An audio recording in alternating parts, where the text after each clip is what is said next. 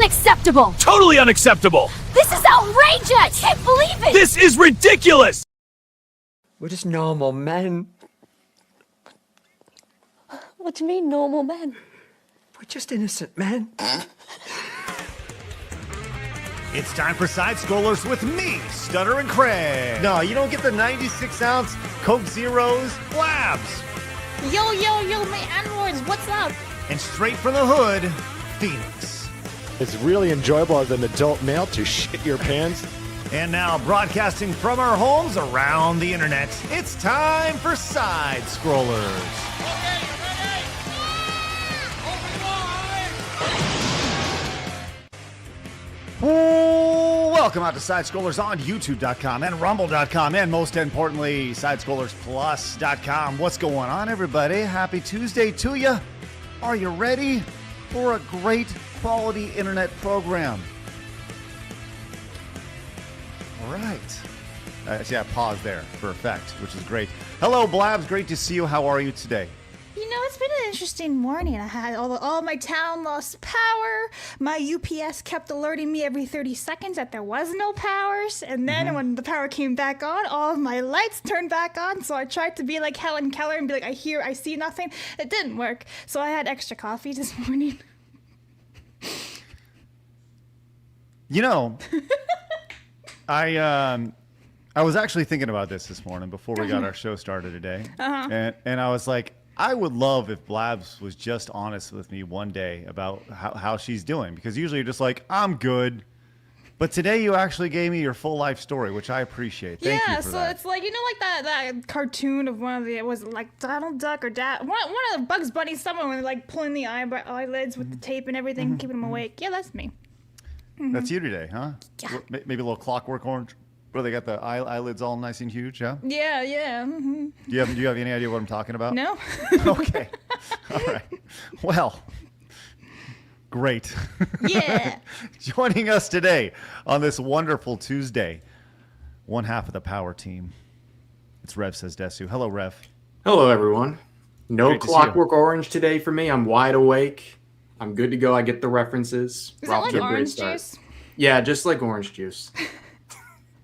You know what? Listen, I'm going to tell you this right now. DB Wild, I have a suggestion for you if you're watching the show, our AI stud. If you can take the scene from Clockwork Orange and replace his face with Blabs' face, I would appreciate it. That'd be great. Just so we can see with that, you know. So just a little shout out. If anybody can make that happen. Rev, how you doing, man? I'm doing pretty good. Anything exciting happening in your content. Nothing. You know what? Honestly, nothing too exciting happening is probably a good thing with making content. So yeah, just feeling good, feeling chill. Good. Happy to be here. Excellent. I'm glad you're with us today. Is Straub with us today? That's the question, and I believe the answer, she is looking like a wow. Look at that. It's just eyeballs. Straub, we cannot hear you, but we can absolutely see you in your giant bulging eyes right now. Oh my gosh, they're beautiful. Well, we'll come back to Straub and we'll figure it out here in just a second. There she is. Hey, can you hear me now? Yes, we can. It's like the Verizon commercial. Can you hear me now? Good. Yeah, can you hear me now? Can you hear me now? How about now? Bro, I was having the worst tech issues. Like, my computer, like, when I had everything open on time, but you all sounded like robots. And so then I restarted my computer, and then my VTube Studio wouldn't open. And I was like, you got to be kidding me. Listen, it's a rough life. It's a rough life, this content creator life. I'll tell you what. Hey, we're glad you're with us, and your chibi model looks, as the kids say, adorbs. Thanks. Great. Someone who also looks incredibly adorbs with or without chibi model. Everybody, please put your hands together on his birthday. It's Phoenix.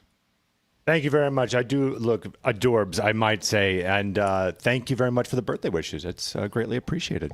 Glad you're with us today. Yeah. Let me do a little bit of moving around here, making sure everybody's in the right spot. There we are. Because, listen, talk about adorable. I did have a regular thumbnail for us today, but I was tinkering with AI today, and I made us all look like, well, I said, have the humans turn into AI. And Phoenix, what do you think about Silver Fox might Yes. fucking look Ooh. badass. I love it.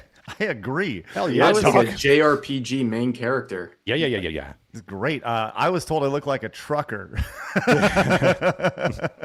That's what Twitter told me. So, anyways, we had that, which led to the little video at the start of the show. Which, wake up, everybody! I'm your new best friend. All right, if you're new to the channel, make sure you guys hit the subscribe button. Join the 140,000 just normal men who have found us over on YouTube. The over 40,000 who have found us over on Rumble. We're growing over on Kick, even on Twitch, and especially over on Spotify, which is outstanding. Quick programming note. In just 2 short days, friends, we will have our VTuber Chaos event. I am beyond excited for this. If you guys haven't yet, you can become a member of Side Scrollers Plus. I got an asset for you right there. There it is, right there. Brand new one today. Isn't that look That looks nice? awesome. Yeah, I looks agree. Fucking amazing, actually. Yeah. Thanks. Yes, the VTuber Chaos event, Thursday, March 19th, 8 p.m. Eastern, 7 p.m. Central. You see Kirsha, Leaflet, Pickle, and Cinny all squaring off in The Lost Castle 2. Should be great. And here's the best thing about it. You can watch it for free by using promo code FREE. That's all you got to do. Use promo code FREE over at Side Scrollers Plus. Do it right now and join us once again for Thursday at the VTuber Chaos event. And I think the VTuber Chaos event is going to be like, whenever we get VTubers together, it's going to be like the old WWF in your house, right? It's going to be just like a standing title, and then there's going to be a subtitle underneath it moving ahead.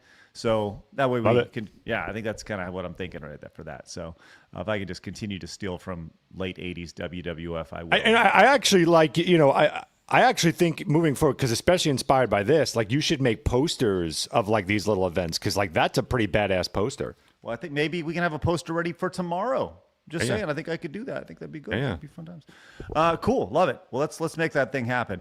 All right, speaking of making things happen, we are in the middle of our greatest console ever tournament. Now, Straub, if you were to name your greatest console ever, video game console ever made, what would you name it? The GameCube. The GameCube. Oh, wow. Yeah. You it's don't like say. My childhood. Also, is my mic better now? You're a little I was low. about to say you were too low now. No, I'll raise her up one second. That's okay. The GameCube, huh? Interesting you say that. Rev, what about you? What's your greatest console ever? I'd have to go with Xbox. Oh, that's interesting as well. Wow. Fascinating. I know it's not one of the options you're gonna list off in a second, but Straub did it, so. Not today, but with Phoenix here, ready to go. Look at him just hanging out in his game-filled basement. Yeah. Are you ready to unveil today's Side-Scroller Showdown? I sure am, and I've kept my mouse in the right button, so this should work. Here we go. Let's go. Today's Side-Scroller Showdown is a matchup of 2000s classics or late 90s. No way. It is the Sega Dreamcast versus the Nintendo GameCube today. Wait. Yeah, Oh my I gosh. know. I didn't know that. I know. Yeah, I know, not Straub. scripted. She was away when he announced this. Yes. So today's matchup, the Dreamcast versus the GameCube, 2 cult classics, if you will. Let's take a look at the bracket here, Phoenix, if you don't mind. You can see we started it up in the upper left corner with the GameCube advancing past the Nintendo DS, the Sega Genesis with an upset over the Super Nintendo, further proving that Genesis does what Nintendo don't. Looking on the other side of the bracket, we have the N64 advancing past the PlayStation 1, the PS2 knocking off, no, not knocking off, drilling the Xbox 360 and advancing, moving directly below Phoenix if we can. We have the Switch, that was domination. The Switch over the PlayStation 4.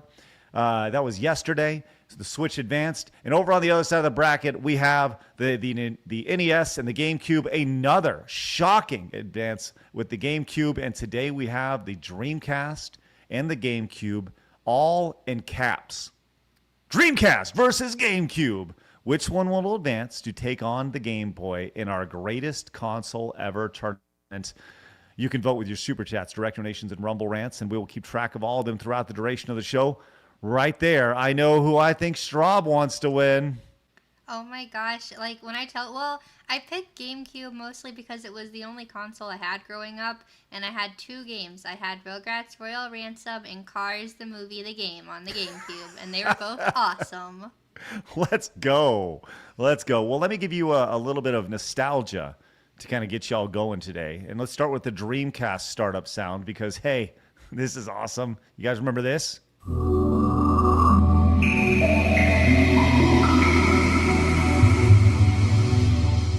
Classic. Oh, so good.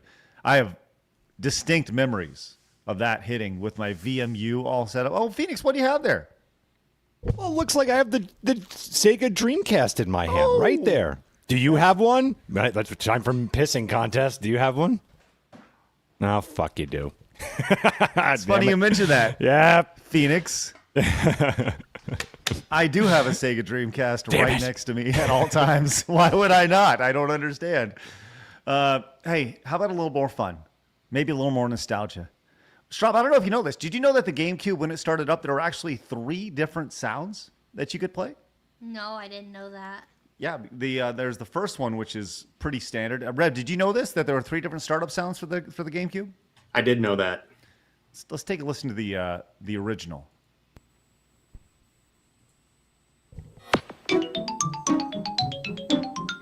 That's the one I had. Yeah, absolutely. Now, there were little things you could do on the controller, which allowed you to hear other ones. Let's see what you... Straub, I love exposing people to new things like this. Straub, let's see what you think of these other 2. Right here. There's the normal. Oh, here we go. Okay. Yes. Hold Z.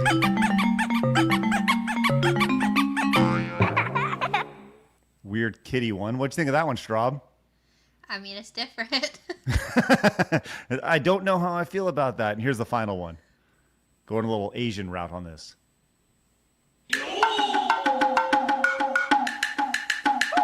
Is this a joke?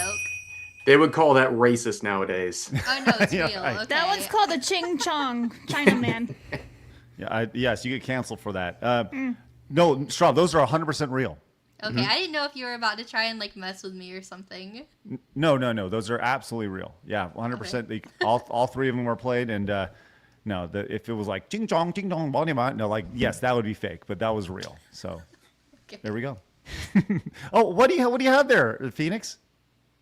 All right, do you have one of these too? I've got the GameCube here. I've got several of them, by the way. Fuck, I hear you moving around. Are you getting one? Actually, I do have one right here. Let me get it. I need one. Yeah, that's what I thought. There we go. All right. You got one right there. There we go. Thanks, Phoenix. Did anyone have those little attachable screens you could put to the back of a GameCube and play it yeah. right on there? Yeah. I used to use it for traveling all the time when I was a kid. No, I never had that. You know, the GameCube, I actually worked the GameCube launch at the Nintendo Cube Club. That was there. That was actually the first time I experienced someone being on cocaine in real life. That was quite an eye-opening experience to see the girl coming in with her booger sugar under her nose, trying to get up for her shift at the Nintendo Cube Club. Yeah, when you first meet someone on cocaine, like their first time, like you're virgin to this, and you finally meet someone like that, you're like, boy, they really are bubbly and excited. And then you start going, oh, like this isn't turning off, and they're really twitching, like they're twitching a lot. It's fun to be around. Well, I'll tell you this: I always went out of my way to avoid being around people like that. Mm-hmm. But she was literally a coworker. So what do? Right? You just you're like, she's high as a kite, and. But they're like, well, she's really cheery. It's great. She's really... I would be in creative meetings with like 10 people, and they were all fucking amped on coke. And I didn't know that at the time. They're just like, whoa, we got an idea. We got this. Like, shit, I cannot match these people and their enthusiasm for this shit. There's a lot going on there for sure. I'll tell you what, right at the bat, we're doing a great job as people are very excited for this matchup between the GameCube and Dreamcast. Before we get into starting to tabulate the votes here today, I wanted to. There's a lot of things that happen on our show. You know, we have an ongoing discussion at all times. It can be about Tic Tacs. It could be about video games, about whatever, life, childhood, whatever, right? Being a dad. But Sam, our social media guy, clipped this out yesterday, and I just thought this was such a perfect encapsulation of our show right here. This was not too long ago. And Sam said, one of these days we really need to get Blabs officially diagnosed because, damn, man. This clip, I remember this happening, but I just didn't realize that it was this bad. Diagnosed with something special. adorableness? Like, Is that what we're diagnosing her with? Yeah. Well, I'll let you be the judge here. People don't really, they undersell like the generic Walmart sugar cookie with tons of sprinkles on it. Like that's maybe a top 10 cookie for me. Just the generic. It's so good. Yeah. No, it is. Yeah. Did you know I have a balloon in my closet since I was 16 years old? What? Why is that Right off the bat. There we go. What the hell are we talking about here? We're having a nice conversation about cookies, and you want to throw out the balloon up the jet here. balloon right there. Who sits down and starts a conversation like that? It really is still inflated. I can't believe, what is that? You had the balloon ready? Didn't you see me get up? I literally got into my closet and grabbed it. I'm serious. I've had this balloon since I was either 16 or 18. I can't remember my birthday. And it's only deflated this much since then. Right? So, yeah, it's been with me ever since, and I just keep it in the very top of my closet. It's my lifeline. I'm pretty sure if I pop, if it pops, I die. So, yeah. You know, a lot of people may think that this is an act, but I've talked to Blabs after the show. We've been to many events together, a lot of stuff, and I'll be talking about whatever it is, like, I gotta do this thing for the technical thing, and then she'll wait and then pause, like, I love cotton candy. And you're like, oh, okay, that's interesting, Blabs. Thank you for that tidbit. If you put cotton candy in water, it basically melts, and so that raccoon one time found out the hard way. There you go. Have you ever been diagnosed with anything, Blabs? Adorableness, Craig, is the correct answer. Oh, okay, my fault. Sorry. Yeah. No, seriously. Oh my gosh. Well, thank you for your contributions, Blabs, and This is from Hallmark. yes, in Amazing. 1999, this is a Walt. Oh no, hang on. It says anagram, but I'm pretty sure it was sold at like Hallmark. Ow, I just hit my ear. Anyway, yeah, I've had it for like a long time now. Well, yeah, It's a sorting hat. How many Cool, huh? years has that been inflated? Since I've been like 16 or 18. I can't remember. I think it was 16 to be So honest with over you. a decade. Yeah, That hair is about to be vintage. Right. You could. I am vintage now. You could have some sweet 2010 air. Whatever. No, I'm not popping it. I think. Wow, that's Yeah, spectacular. because then she might die. Exactly. Then you're out of a producer. Good luck. I used to call Straub mentally cute. Instead I think of that's mentally an ill. appropriate term here. Mentally. Yeah, it was like, it's not mental illness, it's mental cuteness. Yes. Oh, okay. That seems like insane cope, but all right. It is, but it also makes you, cope makes you feel a little better, a little bit. I'd call it like intense innocence. It's just like, like the real world is too dark and depressing. So it's just like, I love cotton candy. It's just the thing to just get back on track to bubbliness. That's kind of what I would look at it. I love the dynamic of our show. I do. It's outstanding. It's pretty. Just We're the all idea. retarded here. Just the idea that you have a balloon from 2011 in your closet is. No. It'd be like 2012 or 2014, Oh, depending on my what fault. year. Okay, sorry, my fault, Blabs. You asshole. Yeah, get it right. I'm 96, Louise. baby. All right. Thanks, Blabs. Thanks for clarification. All right, we have a couple big supers right off the bat as the voting is about to get super hot. The Orange Man came in with the $50. Oh, we got some frolicking happening here. It says, GameCube, I will never forget the Christmas morning when I gifted this and the GBA at 5 years old. When I was gifted this, this changed my life and made a Nintendo fan for many years. I will never betray my lunchbox now and forever. There's $50 right off the bat for the Nintendo GameCube. Right These there. are two cult classic systems, so this is going to get interesting. I agree. Con Air with the $50 says easy choice for me. And that is the Cube-tacular GameCube. It has Pokemon Coliseum and Gale, the best 3D Pokemon games, amongst other great games, slowly building my library. Con Air, thank you very much for the great support. Same thing with you, Orange Man. We'll get you both on the wall to start off. Blabs, why don't you read off a few of these while I get Orange Man and Con Air on the wall? Okie dokies. Mr. Zale for 10 says, big news, guys. You can now play Switch 2 games docked on Switch 2 vertically. No dock needed. Gonna be playing Switch 2 all day. Dreamcast, baby. Space Channel 5 and Power Stone alone is worth it. So that's 10 for the Dreamcast. Thank you very much. Dirt is king, and that's his name, no other words. For 10 says, the GameCube has the best controller designed by man. It has Fire Emblem Path of Radiance, the best version of Soul Calibur II, and of course 2 great Star Fox games, not to mention Super Smash Bros. Melee. Thank you very much. That's 10 for that one. Hold on. Can we? Hold on. I want to hit on that real quick. The idea that the GameCube is the best controller in history, I have very big issues with that. I do not, and that's an interesting conversation. You'll hear it a lot, though. I don't get it. I truly don't. Straub, I mean, you're a GameCube lover. Is it the best controller for you?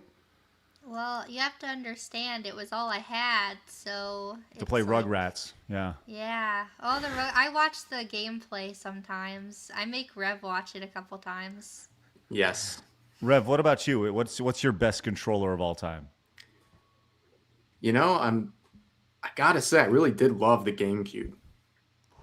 Okay. I know. All right, maybe I'm in the minority here. It's interesting, Craig. Like if you use the GameCube itself and you use the controller, like it's perfect for every game. Like they really made sure that every game really utilized the format, the functionality of that controller and the form factor. When you apply that to the games that you and I love from the past, it's a shitty, horrible control. The D-pad is way too small. The secondary camera control is way too small also. So it doesn't apply. But when you're playing strictly GameCube games, very few controllers merge so seamlessly with a console like the GameCube. It's really flawless, and it's like perfect for Smash Brothers Melee, which is probably what a lot of people are going to be saying. Right. You know, this is going to be fairly controversial, and I don't know if I stand by this statement, but I think it's a top 3 controller. I think the Wiimote is a top 3 controller all time. And I know that sounds crazy, but it worked most of the time. And the fact that you could turn it and play your classic NES games as well, while still allowing everybody to play their Wii games. If I was to rank controllers, I would probably go with something like PlayStation 4 or Xbox 360, one of those two, and then like the Super Nintendo, and then like a Wiimote or something like that. I don't know, GameCube, I know. People are like, I know. But it is what it is. So sorry, that's just some quick thoughts on that. Sega Boy came in for 10, says this is for the Sega Dreamcast, for the far superior console of that generation. Suck it, PS2, Xbox, and GameCube. 10 for the Dreamcast right there. Axe Bear Who Cares came in with $20, says, I was in the parking lot of the gym looking at my phone when some kid walked up to my window saying he needed to ask me something. I cracked my window, and he's like, can you try a few sprays of this? And holds down a vial with the yellow liquid in it. GameCube. Thank you, the $20 for your drug story and GameCube right there. Thank you for that, Axe Bear Who Cares. You're a victim. Yeah, sounds like you've been assaulted in some way, shape, or form. Professor Plaguebat came in with 20, says, show me your Panasonic Q, Phoenix. Do you have that laying around? Okay, I have a really good story for this that I'll remember. I was so close to having one, but there's this like big YouTuber that beat me we were at a convention together, and we both had our hands on it, and he had to put that money up first before me. I would have had it. So close. Well, there's 20 for the GameCube right there. We have more 20 from a Millennial Gamer. Says you guys should invite Metatron on. He's a gaming channel, but his main channel is fighting the woke rewriting of history. Straub is correct. Ranch goes on spaghetti. I don't even know if I can finish that sentence. Ranch goes on spaghetti. True. As always, That's happy birthday, good. Phoenix. Nice jacket, GameCube. There's 20 for the GameCube. I'm sorry.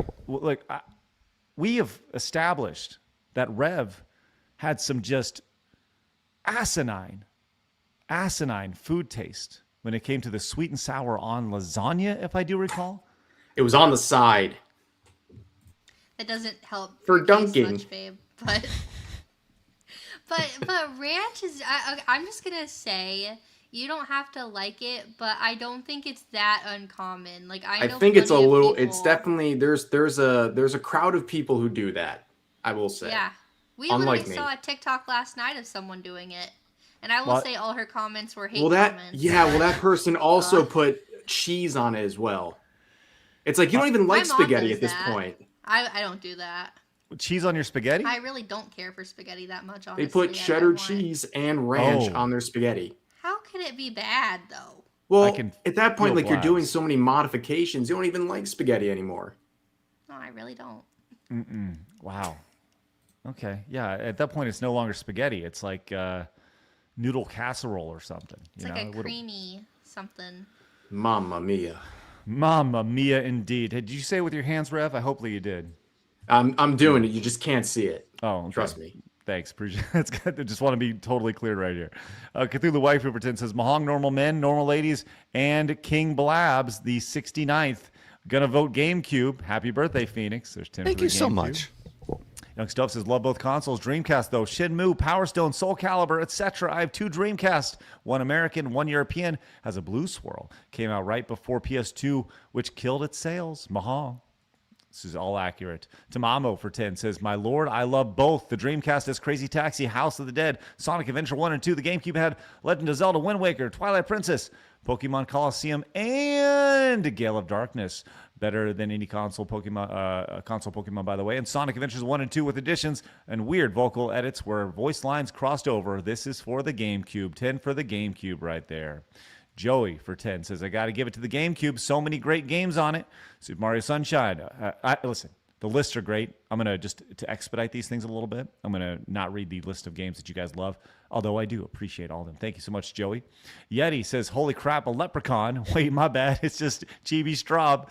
Happy St. Patty's Day side scrollers. Put this towards the GameCube right there. Happy St. Patrick's Day, everybody.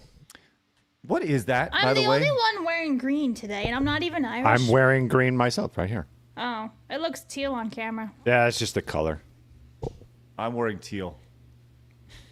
There's some green on that. Anyone else got any green on? No, it doesn't matter.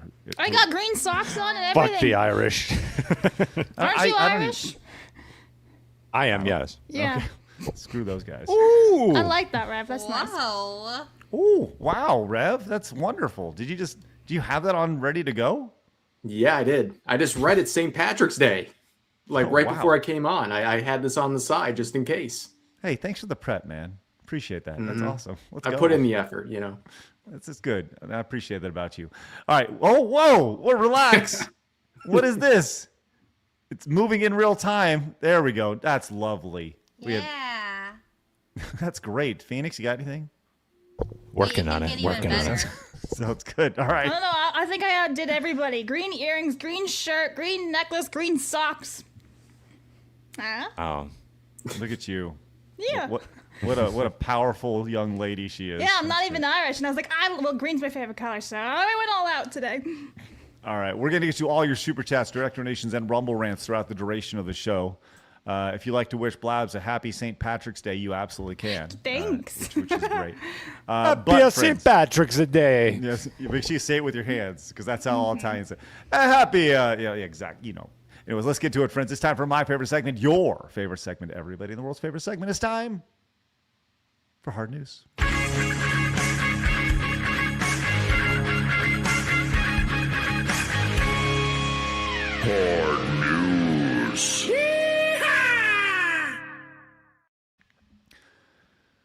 Okay, this story is a couple days old, but I wanted to hold off on talking about this because there's a much bigger issue with this story. And the fact that this is big on X, but I have not seen this on any, quote, traditional news outlet yet. This is from the Hollywood Reporter. By the way, Straub, love the glasses. Thanks. Very Doing my on best. tune with the extreme intensity of this story here. As I don't know if y'all saw this, but there was a leaked audio that revealed Rebel Wilson, her PR team plotted to smear a movie producer as a sex trafficker. Here, did y'all see this story the last few days? Heard about it, yeah. No. About it. Was she Only from involved, X. Or is it just her team? Well, that's what they're saying. They're saying she had nothing to do with this. It was just her team over here. So as you can actually listen to it, which is bizarre. Here we go. Take a look at this. In the recording obtained by the Hollywood Reporter, digital fixer Jed Wallace instructed top entertainment publicist Melissa Nathan to assert without evidence that the producer, Amanda Ghost, is a madam who involves procuring young women for wealthy and powerful men. Oh, also, talked about Rebel. Like, here's the deal with Rebel, and I think you, me, and Brian, and maybe Katie, since she'll write this thing. What we have to do is the biggest piece here is that we have to connect Amanda Ghost with Vlotnik. And I was just like, so basically what we need to do is we need to create a path where we expose Amanda Ghost as like the new Heidi Fleiss. Like she masquerades as the reason why she sucks so bad at music is because she's actually getting hookers for Vlotnik, right? And that's what she does. She's an absolute madam, and that's why she's so lethal, blah, blah, blah. But he's right. Like, we can't just do like, oh, she's a bitch, she sucks. It's like, it's got to be really, really heavy and connected to something that heavy. So we'll talk about that tomorrow too. How disgusting is that? Phoenix, you shaking your horrible. head. Nice Yeah, it's background, by the way. disgusting, but not shocking. Right. Yeah. How many? I mean, yeah, that's- exactly. Who's shocked by this? Nobody. Fuck all, yeah. Yeah. Maybe I'm a little shocked. Maybe I'm naive. What is going on? Yeah. Well, I think this is the dangerous game of Hollywood, right? Because you have, and by the way, this is very much on point with content creators in the content creator space, because what you have is Rebel Wilson, who is paying these people to make sure that she looks good, right? They are a PR firm, public relations firm. So she pays them to make her look great. If there's an issue, they got to fix it, right? That's why she pays them the money. So their livelihood is directly impacted by how profitable Rebel Wilson is. And that's where all this happens right here. Look, I don't know if you guys know this, actually. For a small window of time, Screw Attack was actually represented by William Morris. It was actually William Morris Endeavor. And William Morris is like the #1 Hollywood agency really in the world. Phoenix, you're familiar with WME? Mm-hmm. Yeah. And it was pretty much, they were just kind of like snatching up content creators at this time that, it was, this thing's going to be a thing soon. We should probably get these people in bed with us. And they approached us about working together. But I'll tell you what, we only worked with them for a very small window of time. But I remember having conversations with this agent that represented us, and they didn't bring us anything. It was mainly just to get us under their umbrella, and it was kind of a tip of the cap type of thing. But I remember being like, this guy's a total fucking sleazeball. Like, and I felt like that way about everybody who worked at that company that we interacted with. And it just made me feel gross. And like I said, the reason why we didn't work with them long is because of that, right? I just didn't feel right working with these people. I have very limited experience in Hollywood as far as being out there. I mean, I lived there for a short amount of time, but as far as the day-to-day production of this stuff, but I would imagine that this is, for every story like this, there's another 50 of them out there that are just like this, where they're trying to skewer somebody else to make their client look good. I don't know, Rev, any thoughts on this? Do you think this is abnormal in the Hollywood space? No, I definitely don't think it's abnormal at all. But the thing that really does bother me about this is I'm looking at the chat and people are like, who's Rebel Wilson? Like, I've seen some movies she's in, but she's not like a George Clooney or some massive actor, right? Like, she's kind of like a C tier, D tier actress. and yet they're still doing all of this for her to protect her. Like they'll go to these lengths to protect Rebel Wilson. Like, what do you think they're doing for these bigger actors and actresses in Hollywood? Well, they're also going to be a little bit more sloppy and cutthroat too, which is probably why we found this leak. The bigger players are going to be a lot more careful, at least in my experience. But yeah, you see this everywhere. This is nothing new.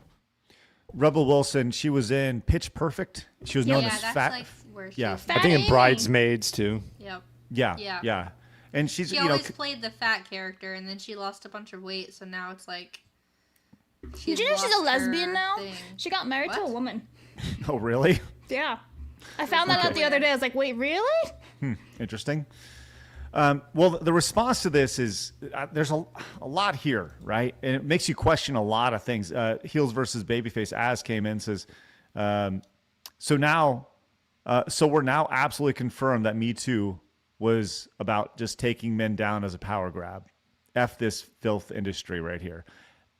When you see something like this, it makes you question every single one of those allegations from a decade ago or whatever that you saw, that people's lives were ruined because of this right here, the Me Too thing.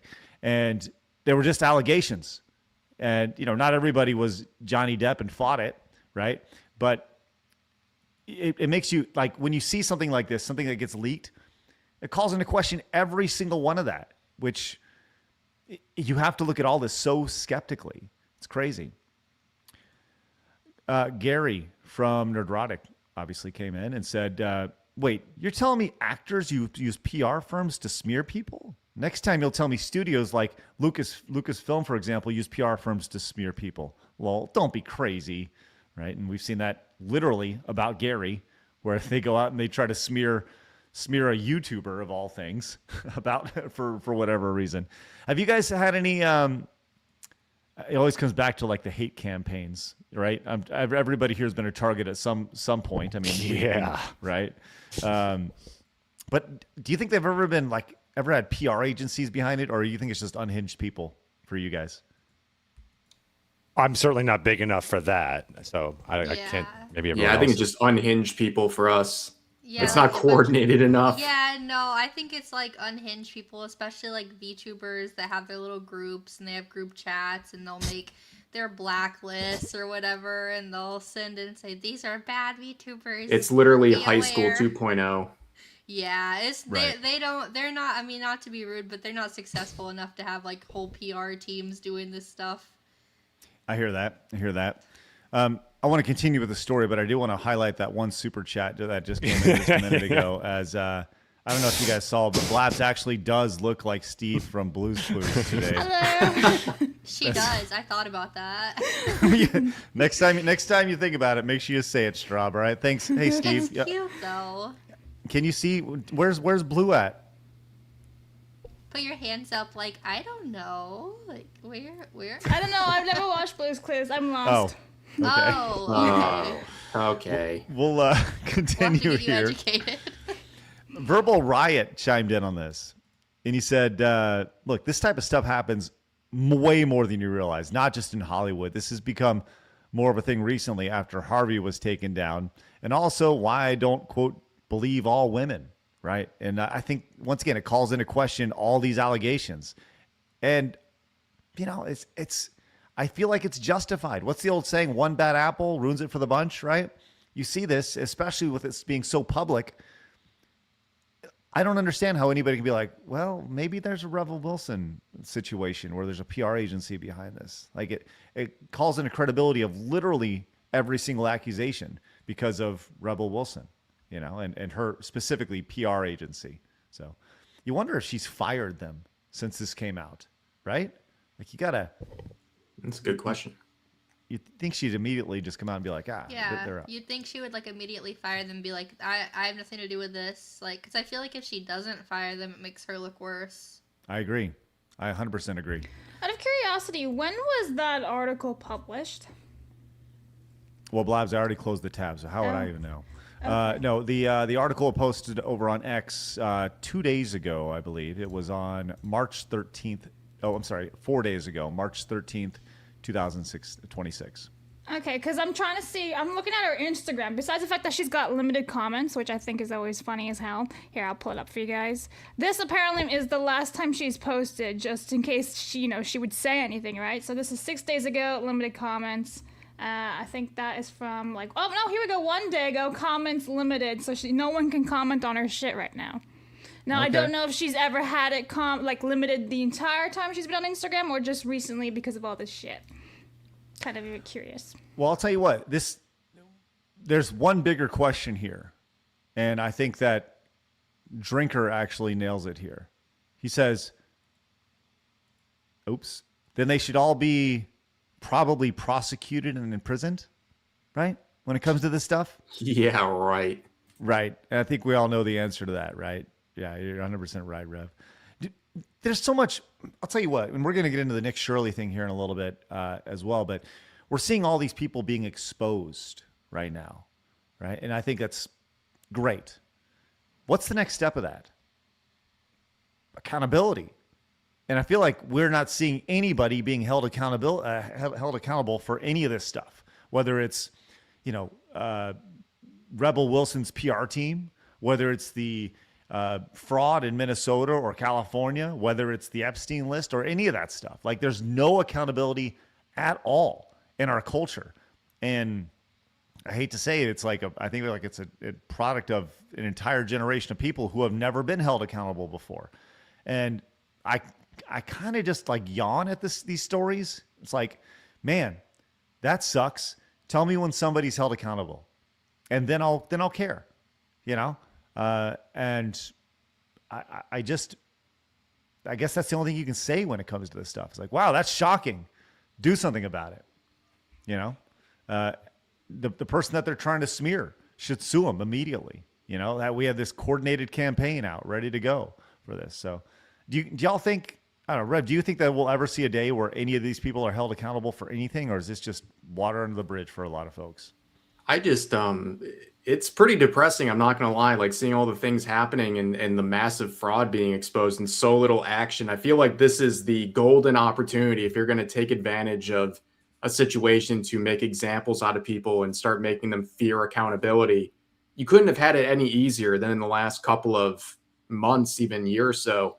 And whether it's the administration or just law enforcement or the prosecution in these areas, they're just not doing anything. And they claim they're doing stuff you don't know, we're doing all this stuff that's not making national news. Well, I don't know, it is so obvious that there's an accountability issue when these people, we'll see with the Nick Shirley stuff. I'm sure you're going to talk about it next, but the amount of just blatant fraud in your face. I mean, you got these places that are the projects with dozens of hospice care locations in a project with people parking their Mercedes and their Jaguars and fancy cars outside of it, collecting money from the government. It's insane. They're just doing it right in your face because they know nothing's going to happen.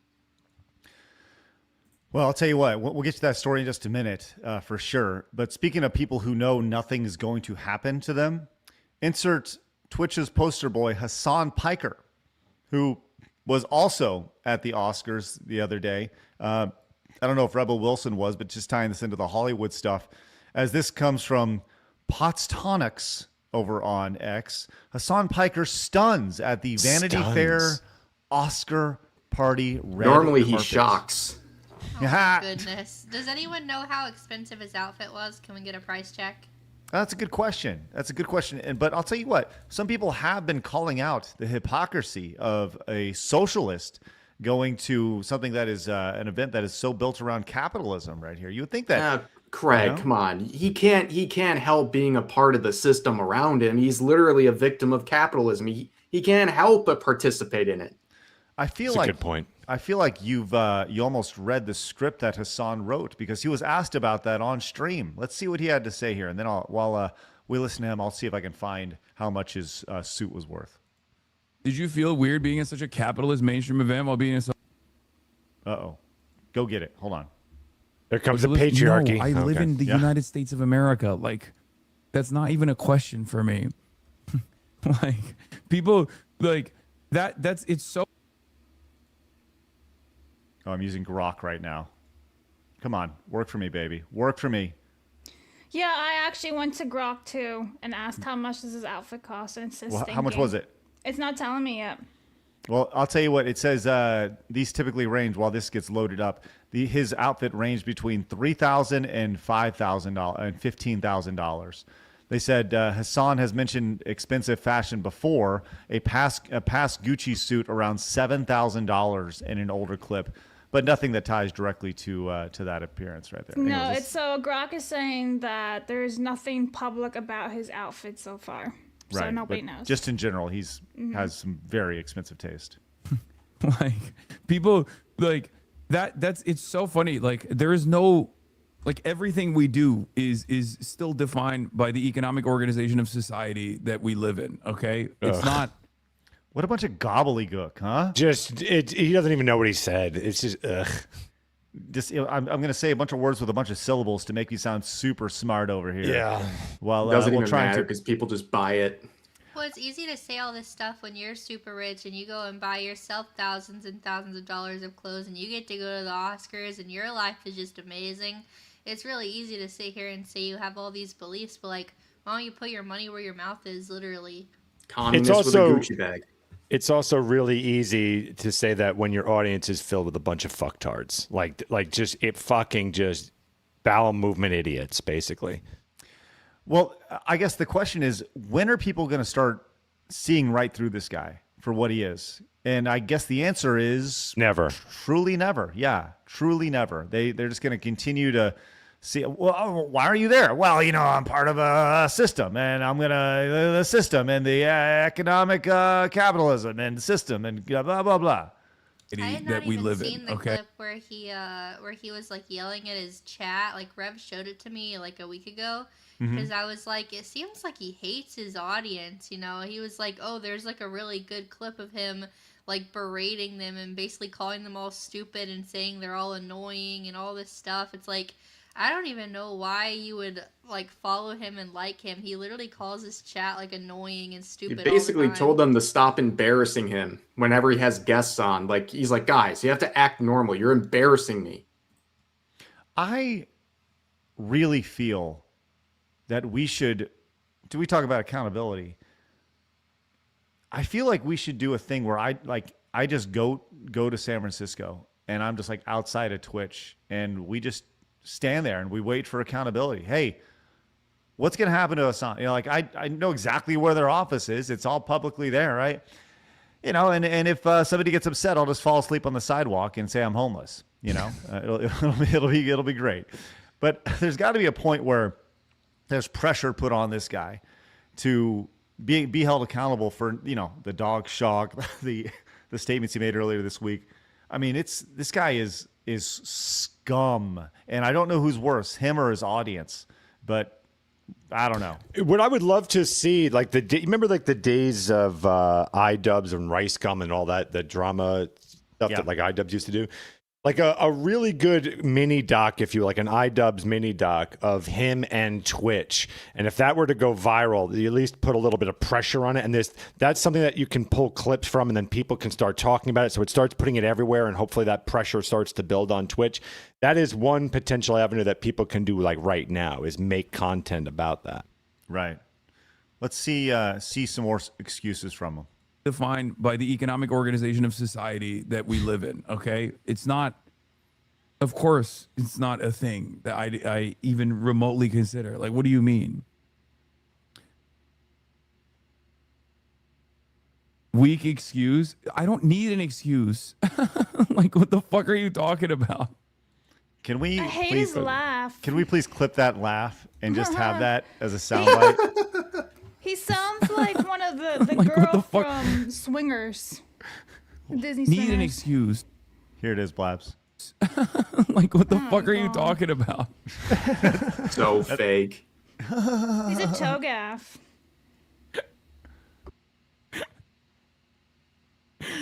For who? For what excuse? We were just talking about Wagner Moura, who quite literally is, there's some fairly radical people there. Literally everybody there. So Oh my gosh, what a mess. What an absolute mess. And that is Twitch. That is Hollywood. And one could argue there, two peas in the same pod right there. 100% at this point. All right, we need to continue calculating your votes for our Sega Dreamcast versus Nintendo GameCube battle that is happening right now. And I'll tell you what, man, you guys are all in on this. Dan says, love both consoles. Sega Dreamcast is a great system for arcade ports. This is true, but I'm going to go vote for the GameCube. Wow, I had it growing up with the silver GameCube. Still kept mine nowadays. Still works. And the physical games, too. Let's go. Hey, look at that. Phoenix has his lander. Thank you very much, Dan, for that. We have $50 from Kalichi Okedi. Kalichi came in $50 for the Dreamcast. Says for the OG Sonic Adventures and Sonic Adventure 2, a fantastic RE trilogy, Shenmue, Space Channel 5, Jet Set Radio Future, Power Stone, and more. Got to credit the Dreamcast for bringing DLC tech worldwide. Oh, yeah, okay, that's great. Thank you. $50 for the Dreamcast right there. This is going to be very close today. I can feel it.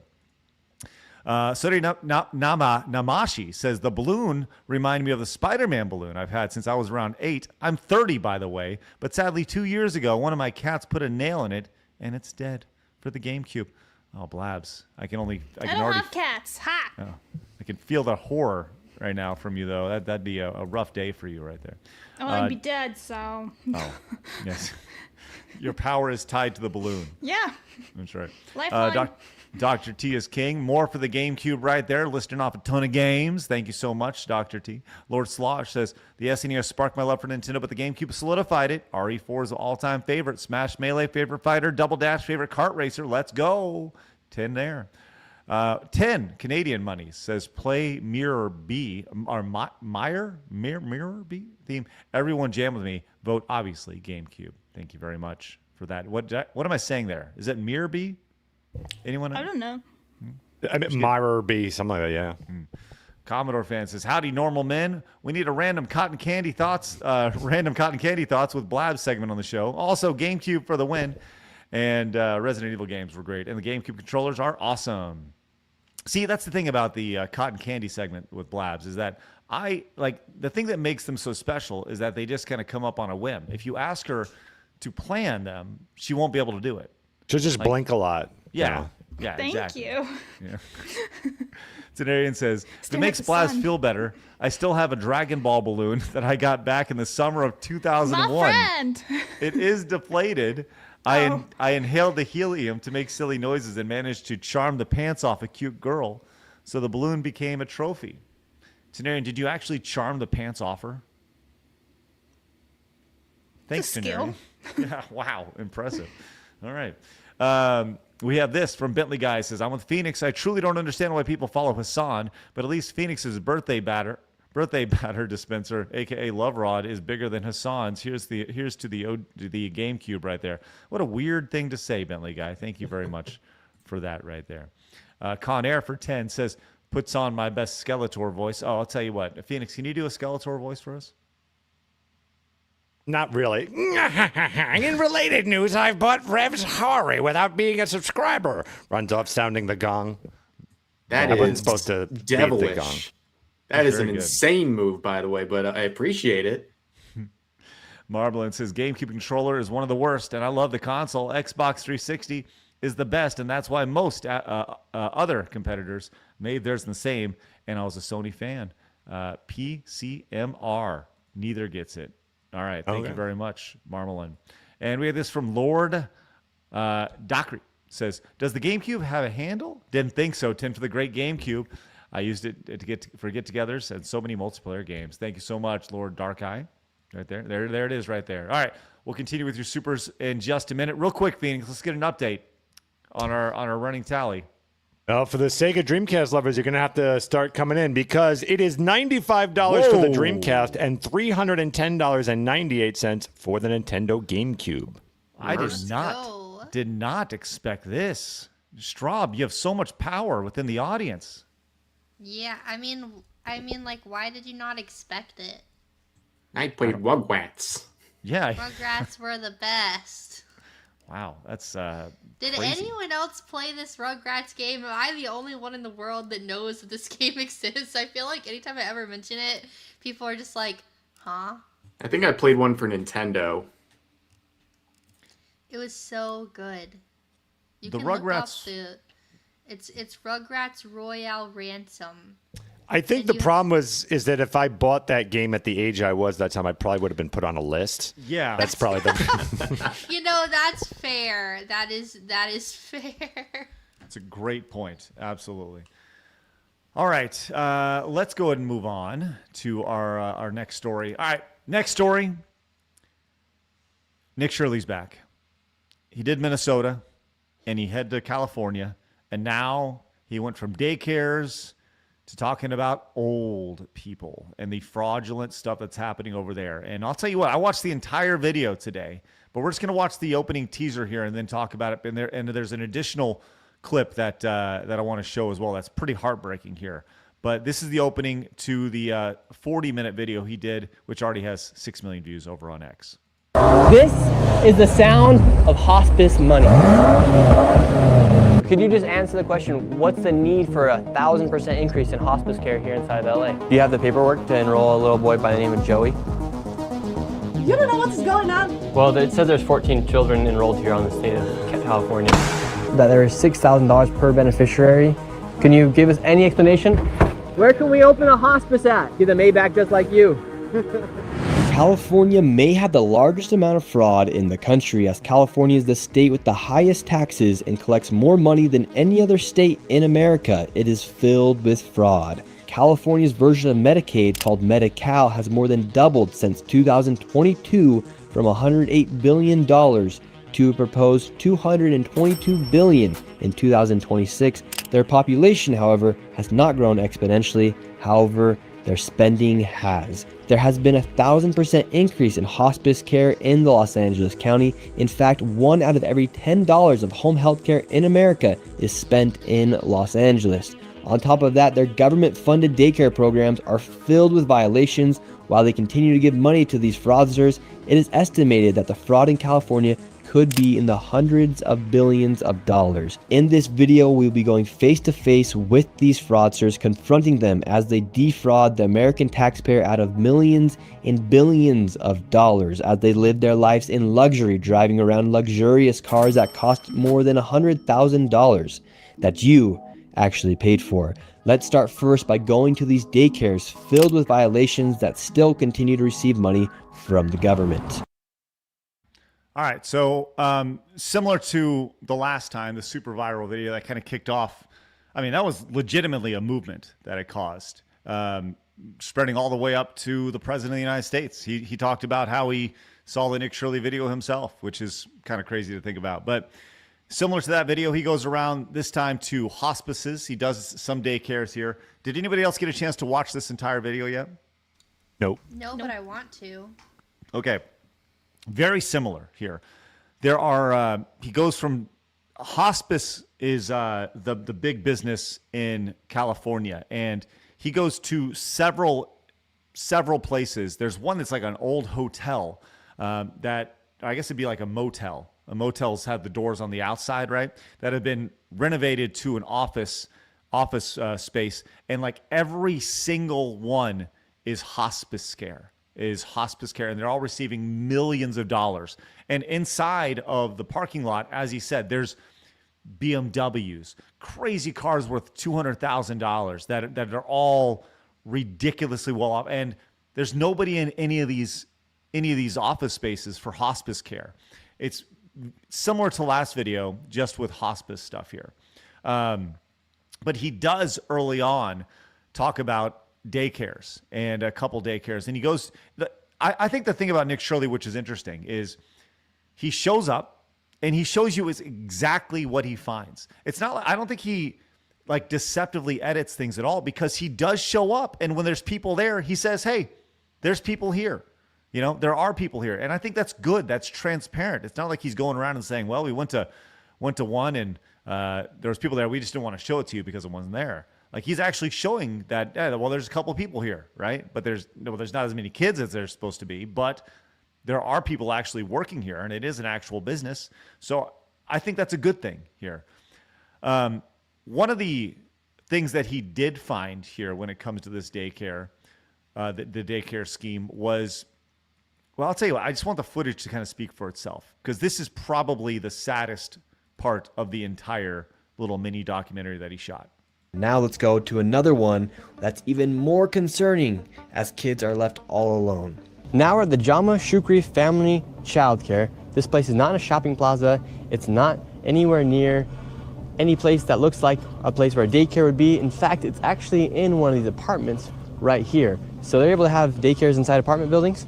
Yes, so I've come across many of these. Some of these are on the third story of an apartment complex. It's only 1 bedroom, and yet the capacity is for 8 kids. We just arrived at the daycare. We have 2 kids out here. I don't know if they're members of the daycare. There's no oversight right here. Can we talk to your teacher? Is your teacher there? So this is the first child we've ever encountered at one of these daycares. There's 2 kids out here right now, and we're gonna see if we can talk to the Licensee. It is, according to this paperwork, Shukri Jama. Can we talk to the adult? He is not here. Not here. Yeah. So you guys all by yourself? Yeah. Open the door. No one's here. No one is not here. Okay, so you guys are all by yourself? Okay. I can see by myself. Yeah, okay, that's concerning. No one's watching those children. and they're Straight all by to themselves. jail. My heart is. Yeah, straight to jail, 100%. Those kids are probably 6 years old. Tops. You just tell by the way they speak, and I think that brings up a larger question here. Obviously, when you're dealing with a daycare and there's nobody there, that's obviously one violation. But just from like CPS should be called clearly on those parents, as they're just going to leave their super tiny kids at home, that are 4, 5, and 6. Nobody's watching them, and that is heartbreaking stuff to see. Rev Straub, table's yours. Did they call the police? Did they call CPS? Did he say that in the video at all, or?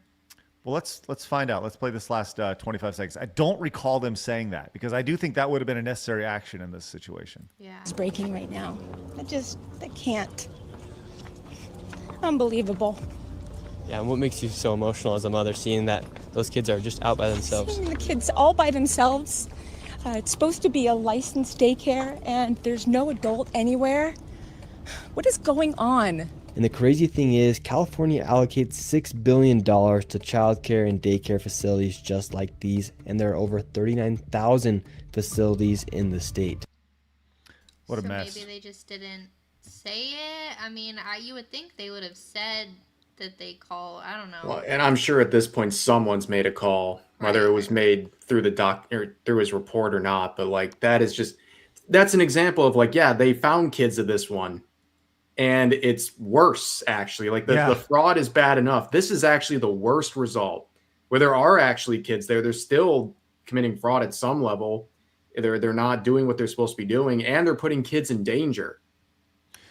Well, what's interesting is he actually shows on the screen the address to this place, which some people say that's doxing. No. This is publicly available information right here that is receiving public tax money here.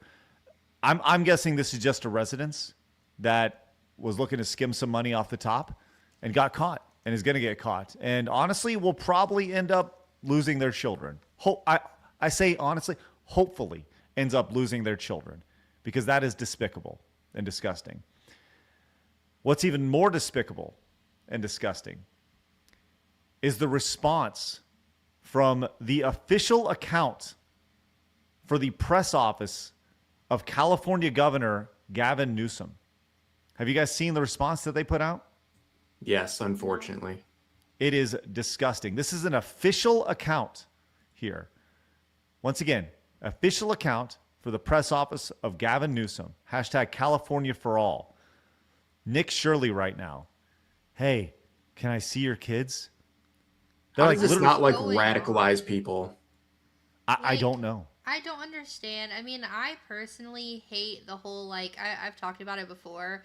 I hate the whole meme culture that has, like, gotten into official political accounts. I know it's probably not going to be a popular opinion with a lot of people. I don't like it when the White House does it. I don't like it when any of them do it. But especially when it gets stuff like this is like next level, like quote unquote meme. It's not funny. Like it's like an accusation. And then for it to be a legitimate account, like for an office of the U.S. It's just crazy. Well, and I feel like with Gavin Newsom, like people should hold him accountable for what that official account is saying. Like he's not running it. Everyone knows he's not sitting there making memes. He has a team that does this for him of interns or whatever. But like if he's going to a press conference, like this is such a big deal to me, honestly, that like he should be confronted. Like in your name, they're making this what I feel like is an allegation, by the way. They're trying to insinuate something about Nick Shirley or anyone who cares about this. You should have to answer for it. It's through your official government-sponsored Twitter account. And it just goes back to what happened with these Somali daycares, where they're trying to turn this narrative where you're basically a predator because you care about the safety of children, because you're trying to expose fraud. And in this case, with this particular set of stories, you're literally trying to make sure kids are not in an unsafe environment, but that makes you somehow a predator. It's so gross. It also just makes no sense because, like, like you said, obviously Gavin Newsom's not sitting there making these memes himself. However, regardless of all of that, by now I'm sure he's seen it. He should be aware. If he's not aware, that's also like negligence on his part if he's not at all paying attention to what people are posting about him on his behalf. But like, you would think the moment he saw that, he would be like, delete that. Whoever made that, you're fired. We're making some kind of statement saying that was not, I had nothing to do with that. Like something for like damage control, because I mean, that's just disgusting. And it is an allegation. It's gross. I think that's the best way to say it. It's just gross, right? You would think that, I don't want to get all like, bleeding heart here, but like when you're talking about exposing fraud and your best response is to more or less label him a weird creeper here, like this is it. Not a single response about the actual findings that he had. And Nick Shirley literally just ratios the hell out of him here. A beautiful ratio. Yes. You do realize I'm trying to help America eliminate fraud and waste, right? No need to try and make me look like the bad guy for exposing fraud. People are over it. Start working for the people and not against them. Wow. So like respectful and classy. Like honestly, what a response. Look, Nick Shirley is not perfect, right? You may have spelling errors, all whatever. People are like, this is your guy. Look, at the end of the day, dude is just, his job is to take his camera out, point it at people, ask a few questions. And people go, is he a journalist? Yes, he is a journalist. Absolutely. Because he's taking the resources that are available to him, going out and exposing the stuff for exactly what it is. And letting the footage do the talking here. It's not deceptively edited by any means. He's just showing you that the little kids are there by himself. Now, I want to get into a later part of the video because it's more than just daycares. Like I said, it is about the old people hospice care over here. But Adam Carolla actually retweeted, quote tweeted the Gavin Newsom press office account. It says, this is exactly how a corrupt governor responds when someone starts exposing fraud. And I think you got to remember, this dude is number one on the depth chart to potentially be the Democratic candidate for the president of the United States next cycle. This is number one. And this is how they respond. This is like to the idea of fraud. We have one administration trying to clean it all up. The other one just saying, well, let's just keep patting our pockets over here. I don't get it. I just truly don't understand. Phoenix? Well, I mean, so, I think all these people are colostomy bags, but the thing is, like, that is the proper response for that team. You have to remember that your voters look at headlines or memes, the end. They don't investigate anything because everything around them echoes that they're right and just and everyone else is stupid. So they don't need to go and look at facts from them because they have their news. And so the news is for intelligent people and the other people have their Fox News, even though most of us don't watch Fox News. But that's their little thing that they go by, right? So if you were to, again, just to be clear, I hate Gavin Newsom, but that was the right response because this is just like saying, cool info, you're fat. And that's all that side needs to hear is, yeah, see, there's the bad guy. You put a picture to it. See, he's a predator. That's an easy thing you can run by. Now Nick is a predator of sorts because they don't do any work at all in their mind of looking at anything. Had Newsom went out and tried to defend himself or did anything, well, then that becomes a headline. And you don't want that. You want this just quickly buried because no one's going to look at it. So this is what you do. It's actually a perfect tactic on his part, as much as I hate him. No, I mean, that makes a lot of sense. And it's extremely disheartening to see that. So, man, that sucks. Well, I go back to what I said previously. I think that when you see things like this exposed, whether it's Minnesota, New York, Texas, California, I don't care. I don't care. Talk to me when somebody's held accountable. Talk to me when those guys go to jail.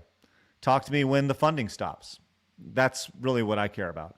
There's one last piece of the video, and he actually, I talked about the hotel he went to that's kind of been converted. He opened up talking about how there's rumors that it's an Armenian gang front or Armenian mafia front, and all the people there were like Armenian and such. And he's knocking on doors saying, hey, where's this money? They're all their super nice cars out in the middle of the courtyard of this thing. Nick Shirley's going to end up shot. He's going to I'm worried about tap on that. the wrong door, and it's when you're dealing with that stuff, man, you're dealing with some crazy people over here. You're dealing with crazy people and huge amounts of money too. Yeah. I would argue there's a better chance of a leftist shooting him. Far more dangerous than any gang out there. I hear that. Hot take, but it's kind of accurate.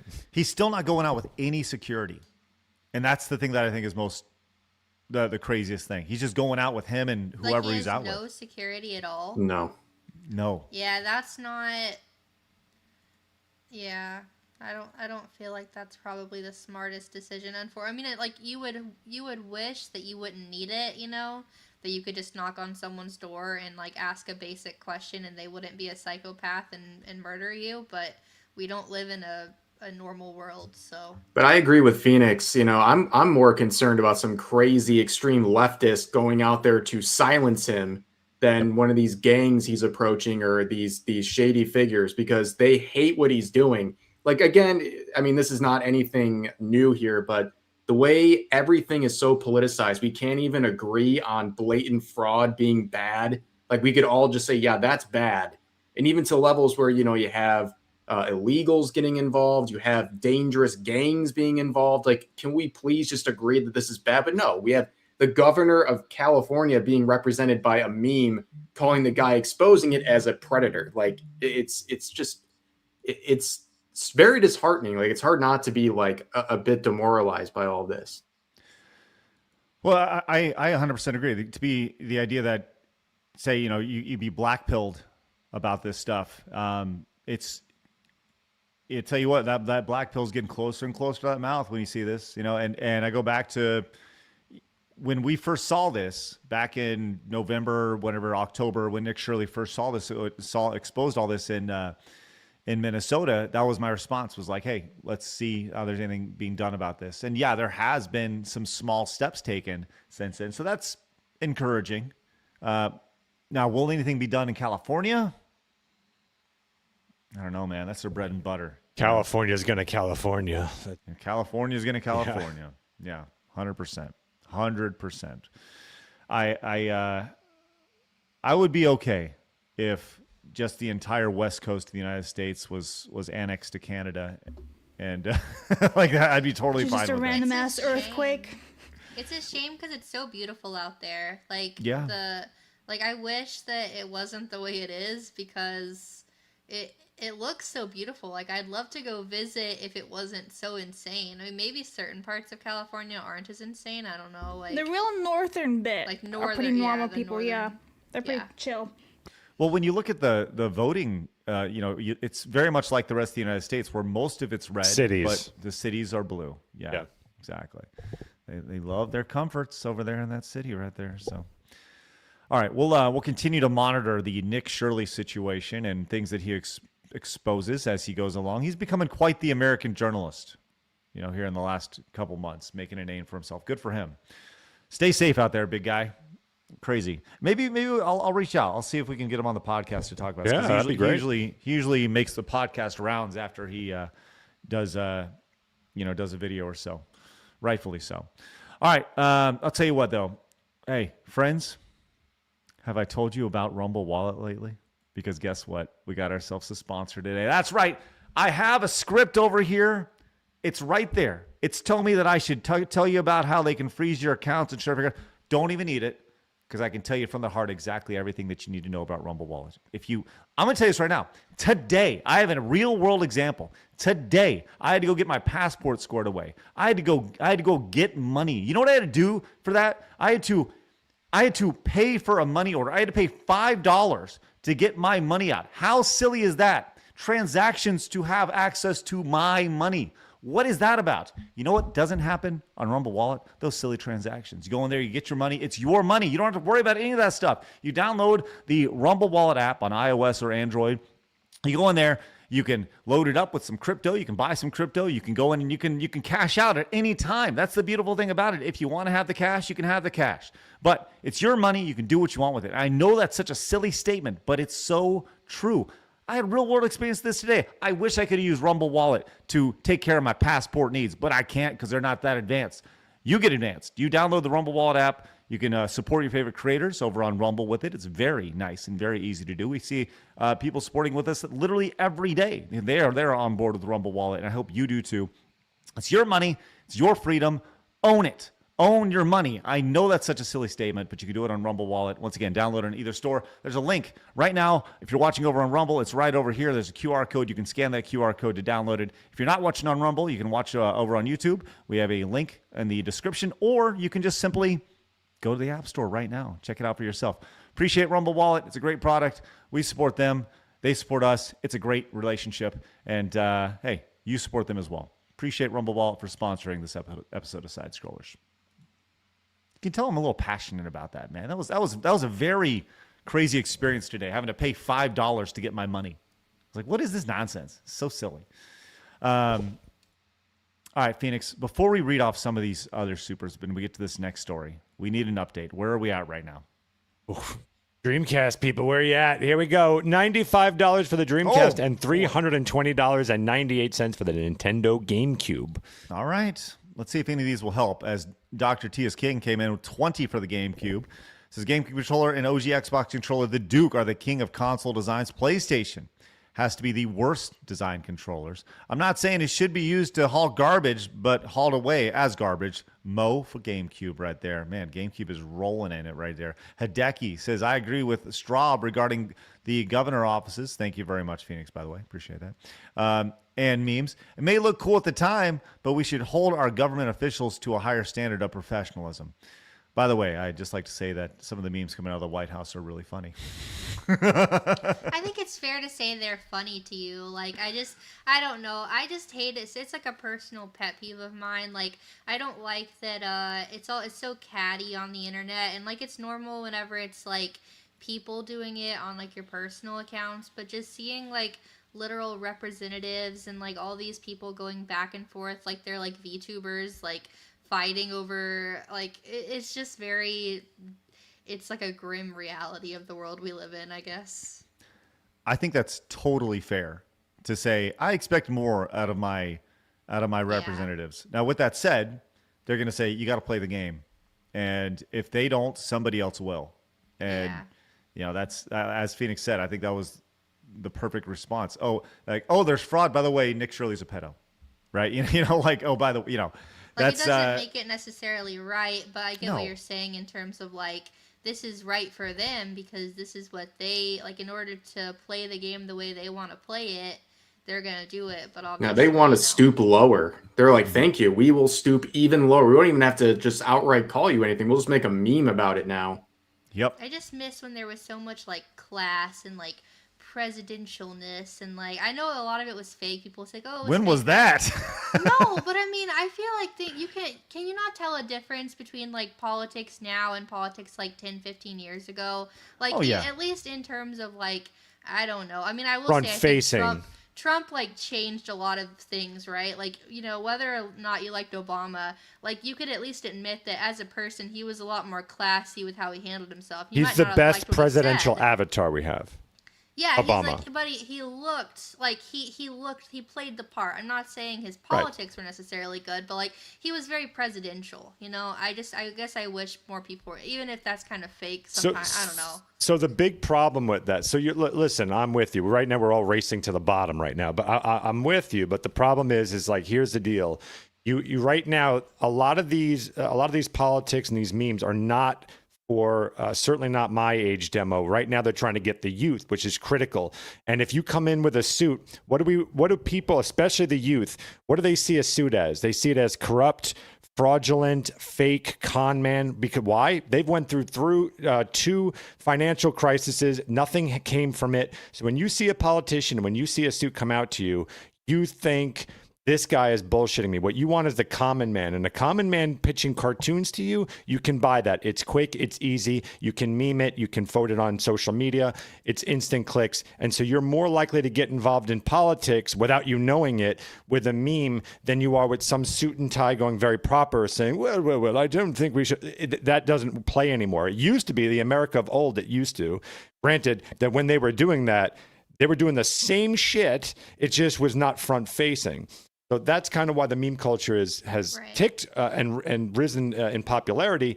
And if you don't do it, if Trump's administration didn't do that, then you look like the old stodgy kind of nobodies that are out of touch with the youth. So I've actually been proud of the game that they're playing as much as I hate all of it. I'm with you on that. Okay, I can totally get what you're saying. That makes a lot of sense. But yeah, it's just it's like what you said. It's like I personally hate it, but I get what they're doing. All right, let's go and read a few of these supers, and as we continue to count right here. Tamamo says, I think Blabs outdid everyone for no other reason than her top looks like a rugby player would wear when not on the field. Think American football with less armor, You're mud, welcome. and blood. We think that in the UK. Happy birthday, Phoenix. Also, I have grated cheese on spaghetti bolognese. Is that not the same? I don't think that's the same, Tamamo, but thank you for that. Yes, you don't have ranch with that. So we have this from Dr. Thickmick. Says trapped at home today, snow 3 feet deep with another foot or two of drifts as of Sunday night with another inch of ice on top, taking a break from shoveling. GameCube. Hey, good luck out there with that shoveling. Thank you very much for your support and stay safe out there, my man. Anthony says, I'm not a religious person, but at this point, I just think Hollywood is filled with demons, and I'm done with it. We have Katie Astronaut. Says, hello, Side Scrollers gang, and happy birthday to Phoenix. Also, Rev's choice on what the console gets. One last thing, Rev. You will always get asked today desu, but can I get Cucca de pizza? They meant you always get asked to say desu. Okay. Well, can I get a Cucca de pizza in Italian accent? Blabs, feel free to judge. Can you say Cucca de pizza in an Italian accent? A Cucca de pizza. Blabs, what'd you think? It's fine. I don't care. All right. All right. 7 out of 10. Needs more water. Wah says, speaking of commies, I heard that the New Yorkers are so pissed that millionaires and businesses are leaving that they want it to be illegal for them to leave. They've already want a Berlin Wall. Wow. That sounds horrible. And Evil Mandrake says, GameCube controller was designed for a human hand.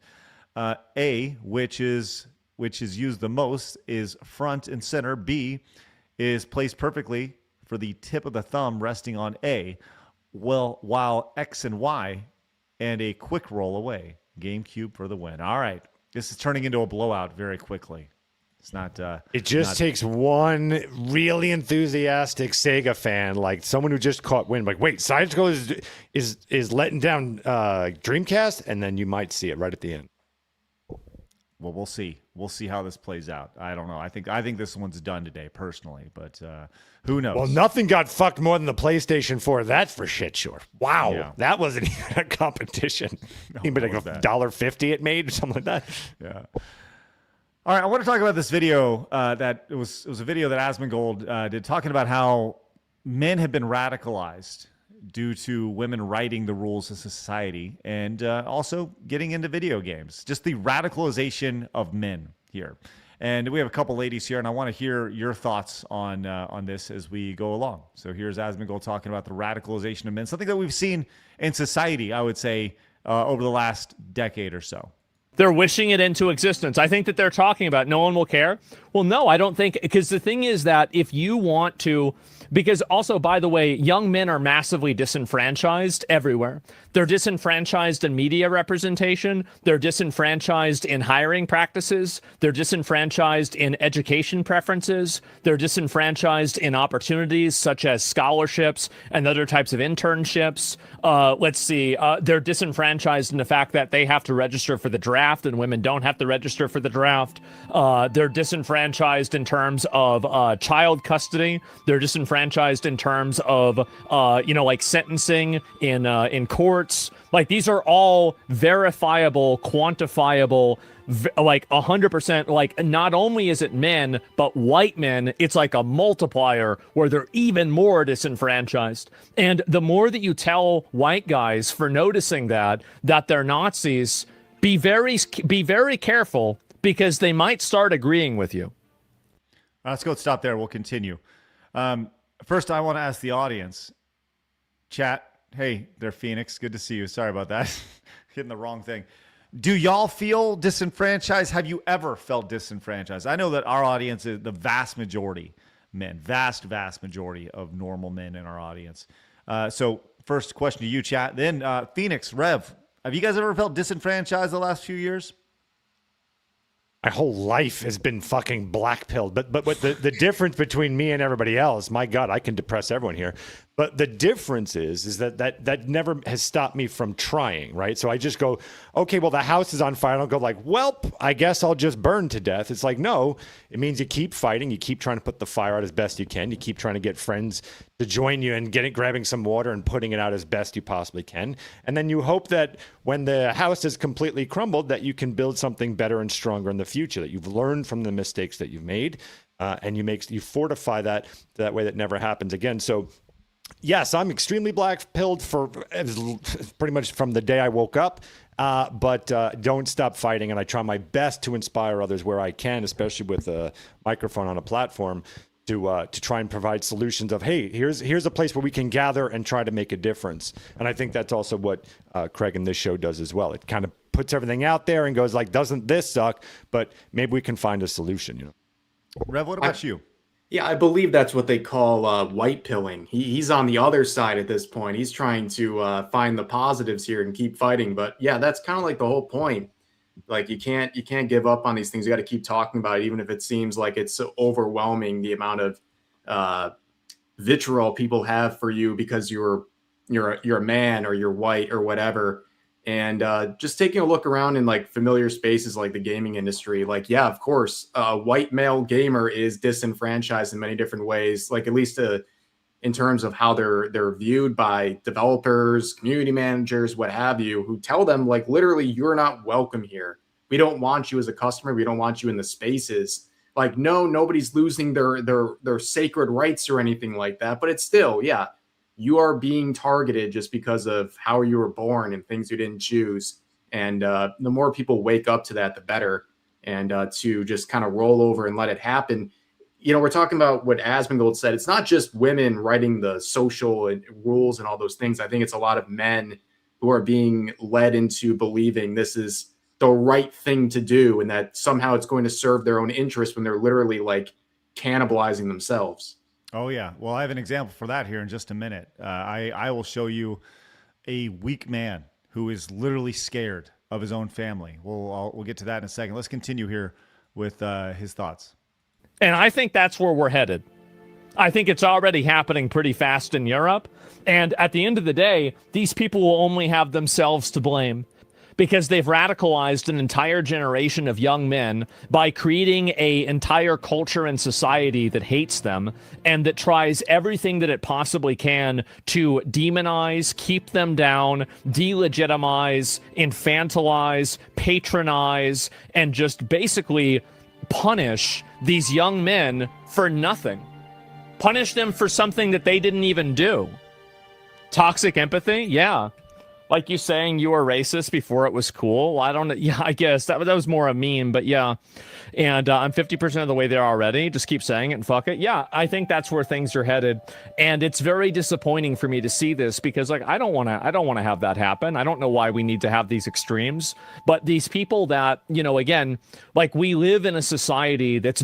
By the way, everything that he's saying here is not extreme at all. He's like, I don't want to live in these extremes, but he's just laying out exactly the steps of all this, right? If you are constantly villainizing people, guess what? At some point, they're going to go, yeah, I'm the villain.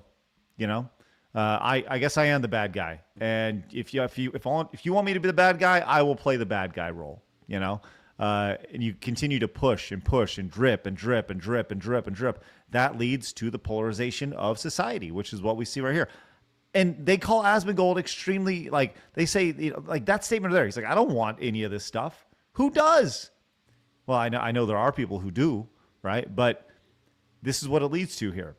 But look at the like the tweet he's responding to here. Yeah. Like it's just Erica Kirk basically saying that don't let them disenfranchise you because of the way you were born. And that's being called literal Nazi rhetoric. Yeah. We have literally, it's the horseshoe. Yes, 100%. Yes. Women, ladies, I'm going to come to you in just a second. I nearly said women's. I'm going to come to you in just a second to get your thoughts on this as well, to feel like if this is an overreaction or if you see this on your side of it. But let's go continue with Asmongold. Being defined by women who hate their husbands and girls who hate their dads. And they're the ones that are writing the rules for society. And guess what? They're not very friendly to men. Bring back the patriarchy. I like the sound of that. That's a good idea. And the Joker, short young men are literally the most oppressed demographic in the world. Yeah, and they get laughed at for it too. They do. It's so patronizing and awful. So I feel like this is what's happening. I wanted to talk about this because I think that a lot of people need to realize, I don't think that they understand how extreme and how bad this really is. So yeah, we just want to be left alone and play video games. Yeah. All of this could have been avoided. All you had to do was not get into video games. But you couldn't do that. You couldn't do that. You couldn't stop yourself. You had to get into the video games. Kind of funny how it always comes back to games. All right, ladies, I want to get your thoughts on this as you've heard all that. Do you feel, have y'all seen this radicalization of men, and do you feel that that this is weak men who are driven by overbearing women? Or I don't know, I don't want to put words in your mouth, but would love to hear your thoughts on this. Go ahead, Flabs. Oh, I was waiting for you. Okay, so there's a couple things here. When he says that, like, men are disenfranchised, I can't answer that. I'm not a guy, right? I haven't had your experiences, so I'm not going to be like, no, you haven't, because, hello, woman. But I would also argue that women are also disenfranchised with society today, too, because the roles have kind of been reversed, right? You have the big, strong girl boss who's, like, super masculine, and she can do everything. And sure, there are the exception, right? Like Gina Carano and all those other girls. But, like, the main exception is that the guys are always going to be stronger, right? So the roles have been reversed. So society is broken because the roles have been reversed. So I'm going to argue for that. And I'm not going to say guys haven't been disenfranchised because I can't say that. But I do see that, like, because of society saying, oh, no, men should be weak and blah, blah, blah. Yeah, it has created weak men because it's not the same. Like, strong men create good times and weak men create bad times. Well, we're kind of in the shitter right now. So that's my 2 cents. Straub?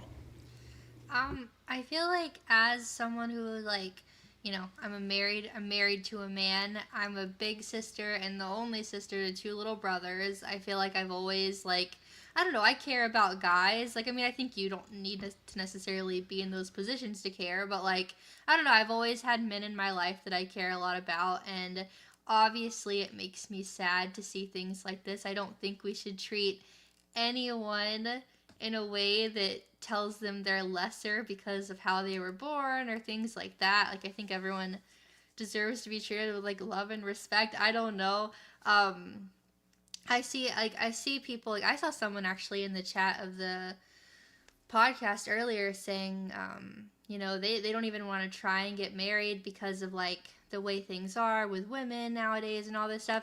But I kind of would take it back to what Phoenix said. You shouldn't let the bad things keep you from trying to pursue the good in the world.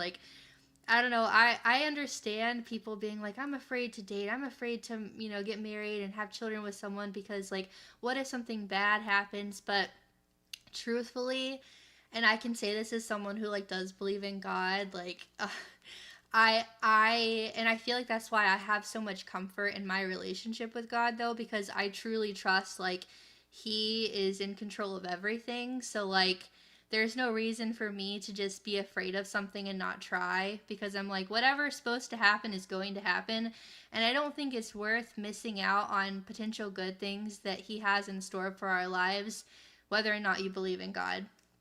But the good things that you could have in store for your life because you're afraid of bad outcomes, because ultimately you're just giving all these people what they want. You're denying yourself you could be happy. You could find someone who loves you and you could have a really happy relationship. Those do exist.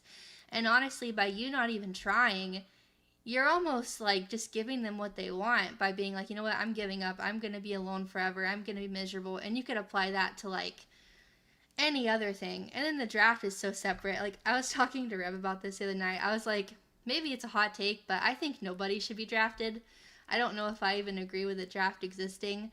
At the very least, possibly if it's something happening in the United States, a major attack, maybe, but I don't know. But obviously I don't want to be drafted. I'm a weak woman. I can't do that. I'd have a mental breakdown out there.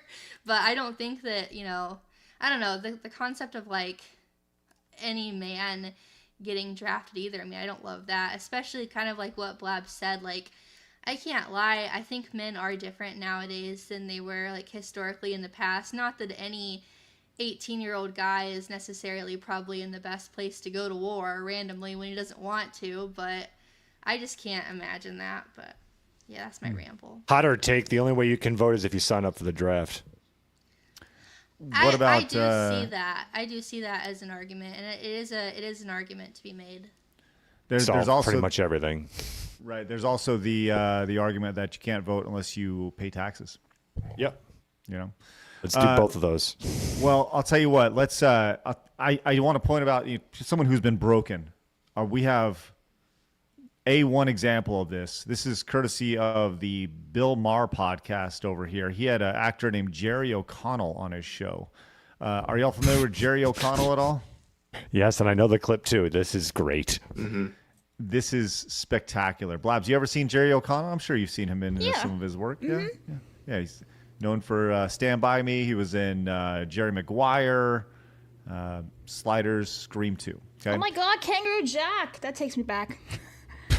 The only audience member who saw Kangaroo Jack. You're it. That's it. Blabs did it. So here we go. This is him on the Bill Maher podcast. And what you are about to see is a broken man who I think Asmongold is describing here. I'm going to tell you about a bit of, and I say this, will I stay married? Blow it over here. Just that statement alone is I don't even know if I'm allowed to say this, but I'm going to anyways. My, sounds like you're going to blow it over here. The night of the election, this third one. Yeah. Third election. Everyone knows what I'm talking about here. I was watching late at night the returns, and I'll be honest with you, I didn't think Trump was going to win. I live in California. I didn't think he was going to win. From what I was hearing. I didn't either. I think he was going to win. No, this is where I live, I'm in a bubble. I don't see anything outside. Why would I think that I got a bubble around me? I thought he was going to lose, but whatever, because I was fed all the stuff. Tell me you're inside a bubble without saying you're inside a bubble. Right. I said something along the lines of like, there was no planning. This is what they get. There should have been a primary. I said something along those lines, like I was just spitballing ideas as to, it was a shock, My wife and daughters, without saying anything, became physical with me. They were filled with rage. So if I am being careful with you in how I say things, yes, I live in California. I live with not one, not two, but 3 people who are mentally insane. You can say what a perfect example, right? Like, he looks like he's trying to, like, he's talking that there's a hostage with a gun pointed to his head, and he's trying to say what he wants to say, but he can't. Like, there's the left right there. That's your party. That the gun to your head, you better say the thing, and if not, pull the trigger. It's like, look, what a perfect example of that.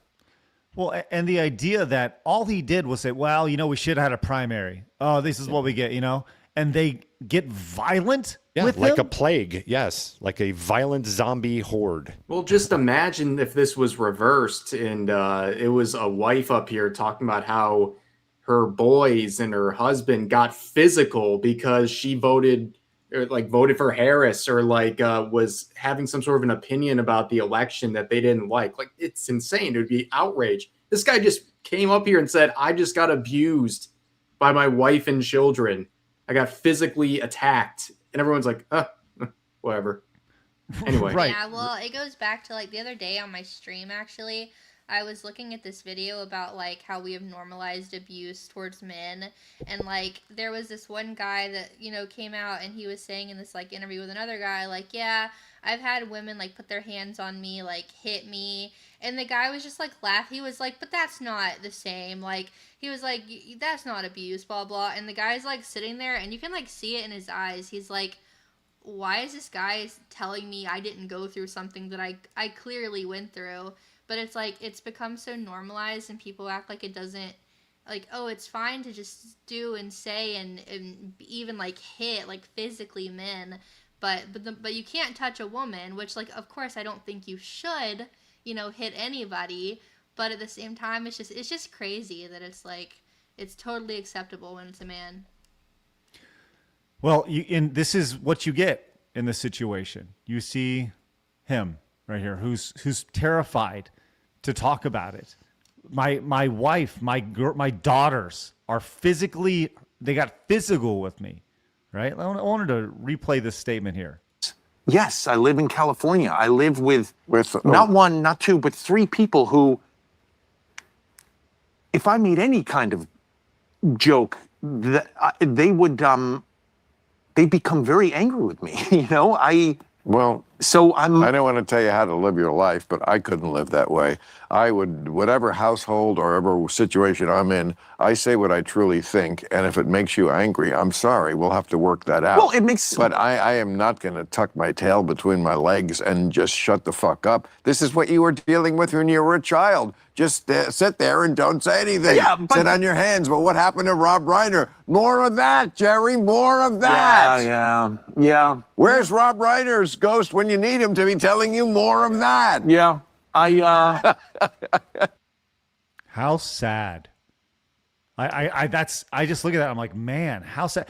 He doesn't realize he's in an abusive relationship, an emotional, physical, literally physical and emotional relationship. He's scared. Rev, you said it. Flip it. Flip that relationship, and it would be outrage. Unbelievable. And I just see a really pathetic man. That's kind of what I see. A real big pussy. That's kind of what I see. In 1950s dad, that wife her head would be particles against the fucking wall.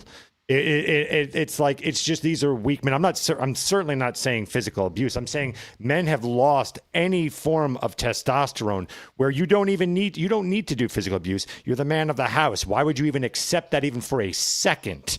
There would be a look that would shock the living shit out of her, and she would be trembling in the corner if you gave that look of, you better stop now. This is all just pathetic to me. This is why everything's falling apart, because I'm so scared of my family, instead of laying down any kind of law and instilling some kind of, where's the father instilling some values in these women, just as women instill values in their children. But I'm not ever seeing it from the men. They're not giving anything. They're background props that don't do anything. They just cater to the woman and go, yes, okay. That's what they keep doing. And you see this with everything in politics. They don't do anything. They don't want, what did Asmongold say? We just want to be, well, one of the people said, I just want to be left alone and play video games. Great. Well, how's society working out for you? What, you just wanting to play video games? Start getting out there. Be a man. Do something. For fuck's sake. I'm the art togaff here. Why am I the only man? Like, this is ridiculous, guys. Right. Well, I think that people should take this more seriously. 100%. When it comes to, look, that is 100% an abusive relationship, and people are going to laugh about it, and we're going, oh, he's such a beta, right? But you legit question. You wonder if he's going to be married after this goes viral. If the wife is going to say, well, you abused me by going on that podcast and talking about this, exposing what I've done to you, like he's going to be in trouble because of that. And that clip has millions of views right now on X already. And she is not going to be happy about that, nor will his daughters. And he's going to go further into the doghouse here. And how much you want to bet he apologizes? Comes out publicly and apologizes? It wouldn't shock me. I wouldn't bet it, but it wouldn't shock me if he came in like apologize, like, I over-exaggerated. They weren't physical with me, but it wouldn't shock me at all. So actually, I just went to his Instagram for funsies. His latest post is actually sharing that clip. And he's got no other statement. There's a divorce coming. Wow. Yeah, his profile photo is actually his kids. I'll just pull this up for you guys so you guys can see what I'm looking at. Here he is. That's his kids. Why would you ever like say it's physical if it's not physical? Like there's just no coming back from that. I feel like.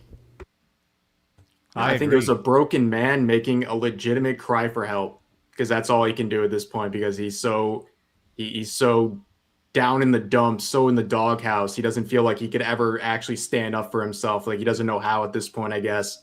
So he comes on and just almost like says it in passing, hoping someone's going to pick it up. Trying to make it like it's a joke or something, because people will do that with like trauma and things they have. They'll turn it into jokes to try and make the delivery, I guess, better. But it's like, I don't know. It's bad. Yeah, go I'm ahead, sorry, Phoenix. Greg. Continue. No. Phoenix, go ahead. I was just going to say, like, I'm seeing like a lot of responses that say, like, well, what's the guy supposed to do? The decks are stacked against you, like the courts and everything on the side on the woman, all this other stuff. And I never understand those responses, with all due respect to you all out there. I don't understand. So then just, I don't know, lay down and die. I don't know what your plan is. It's like, well, it's against me. So, okay, so do nothing. Is that what men did? Remember when we used to run towards the gunfire in a war? Remember like when there was actual bullets coming here and you said, you know what? I have to run up that hill and I'm going to do that. You know most likely you're going to get hit, but you do that because you believe in a cause for something. You actually believe in fucking something. Guys, start believing in something. If you want something back, you want this power back, you want the society back to normal, we're the guys that got to do it. And sitting there complaining, saying, oh, it's so unfair. What happened to men? Grow a fucking pair. Jesus Christ. Thank you. Well, I think that's fair. I think a lot of people feel trapped. They're in a relationship, they have wife, they have kids and stuff like that. I think doing nothing will not solve that. I agree. At a certain point, change has to be made, because he's not living life right now. He's being led around. He's on a collar. He's on a leash. And you see it in his face. He looks beaten. And are you truly living in that situation where you are scared to have not even a statement about it, where you just say, well, they probably should have had a primary, and you're going to get beat up by your daughters and your wife because of that? And that's not something that just happened on a random Thursday night or something. That's something that's brewed for years and years years. And he's been sitting there idly by, letting it get worse and worse, to the point where he has to go on national television, separated away from them, to even feel comfortable enough to say something about it. Wow. I feel bad for the guy. I do feel bad for the guy. But it's on him to make change. Be the change you want to make, right? I hear you on that, Phoenix. I definitely hear you on that. All right, let's go ahead and move on. We got Today in Gaming History to get to, and we have some bombs that have been dropped in the chat, starting with Hyena Fur with 99.99. Says, Craig, why do you think I'm getting a Canadian airline transport pilot license and not a U.S. one? Delta, United, American, SkyWest, etc. have all stated they want to hire more women and people of color. The Canadians were shocked when I told them how HR keeps people out. Interesting. It's not worse in Canada? And thank you so much, Hyena Fur. Appreciate that. I don't get that statement. Yeah, well, thank you very much, man. And that's incredibly generous. Also generous. Thank you.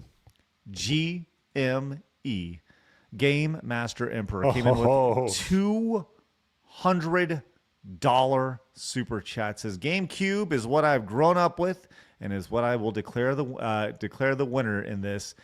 The Zelda Collection Disc was a fun time. Sonic Adventure 2 Battle is top tier, and Sonic Riders was great other than its third installment, which will be forbidden to speak about. GME, thank you so much for your incredible support. Thank you. I think that certainly was the knockout blow there. I need to put Hyena Fur and GME on the wall. Blaz, why don't you get a couple of these supers real quick?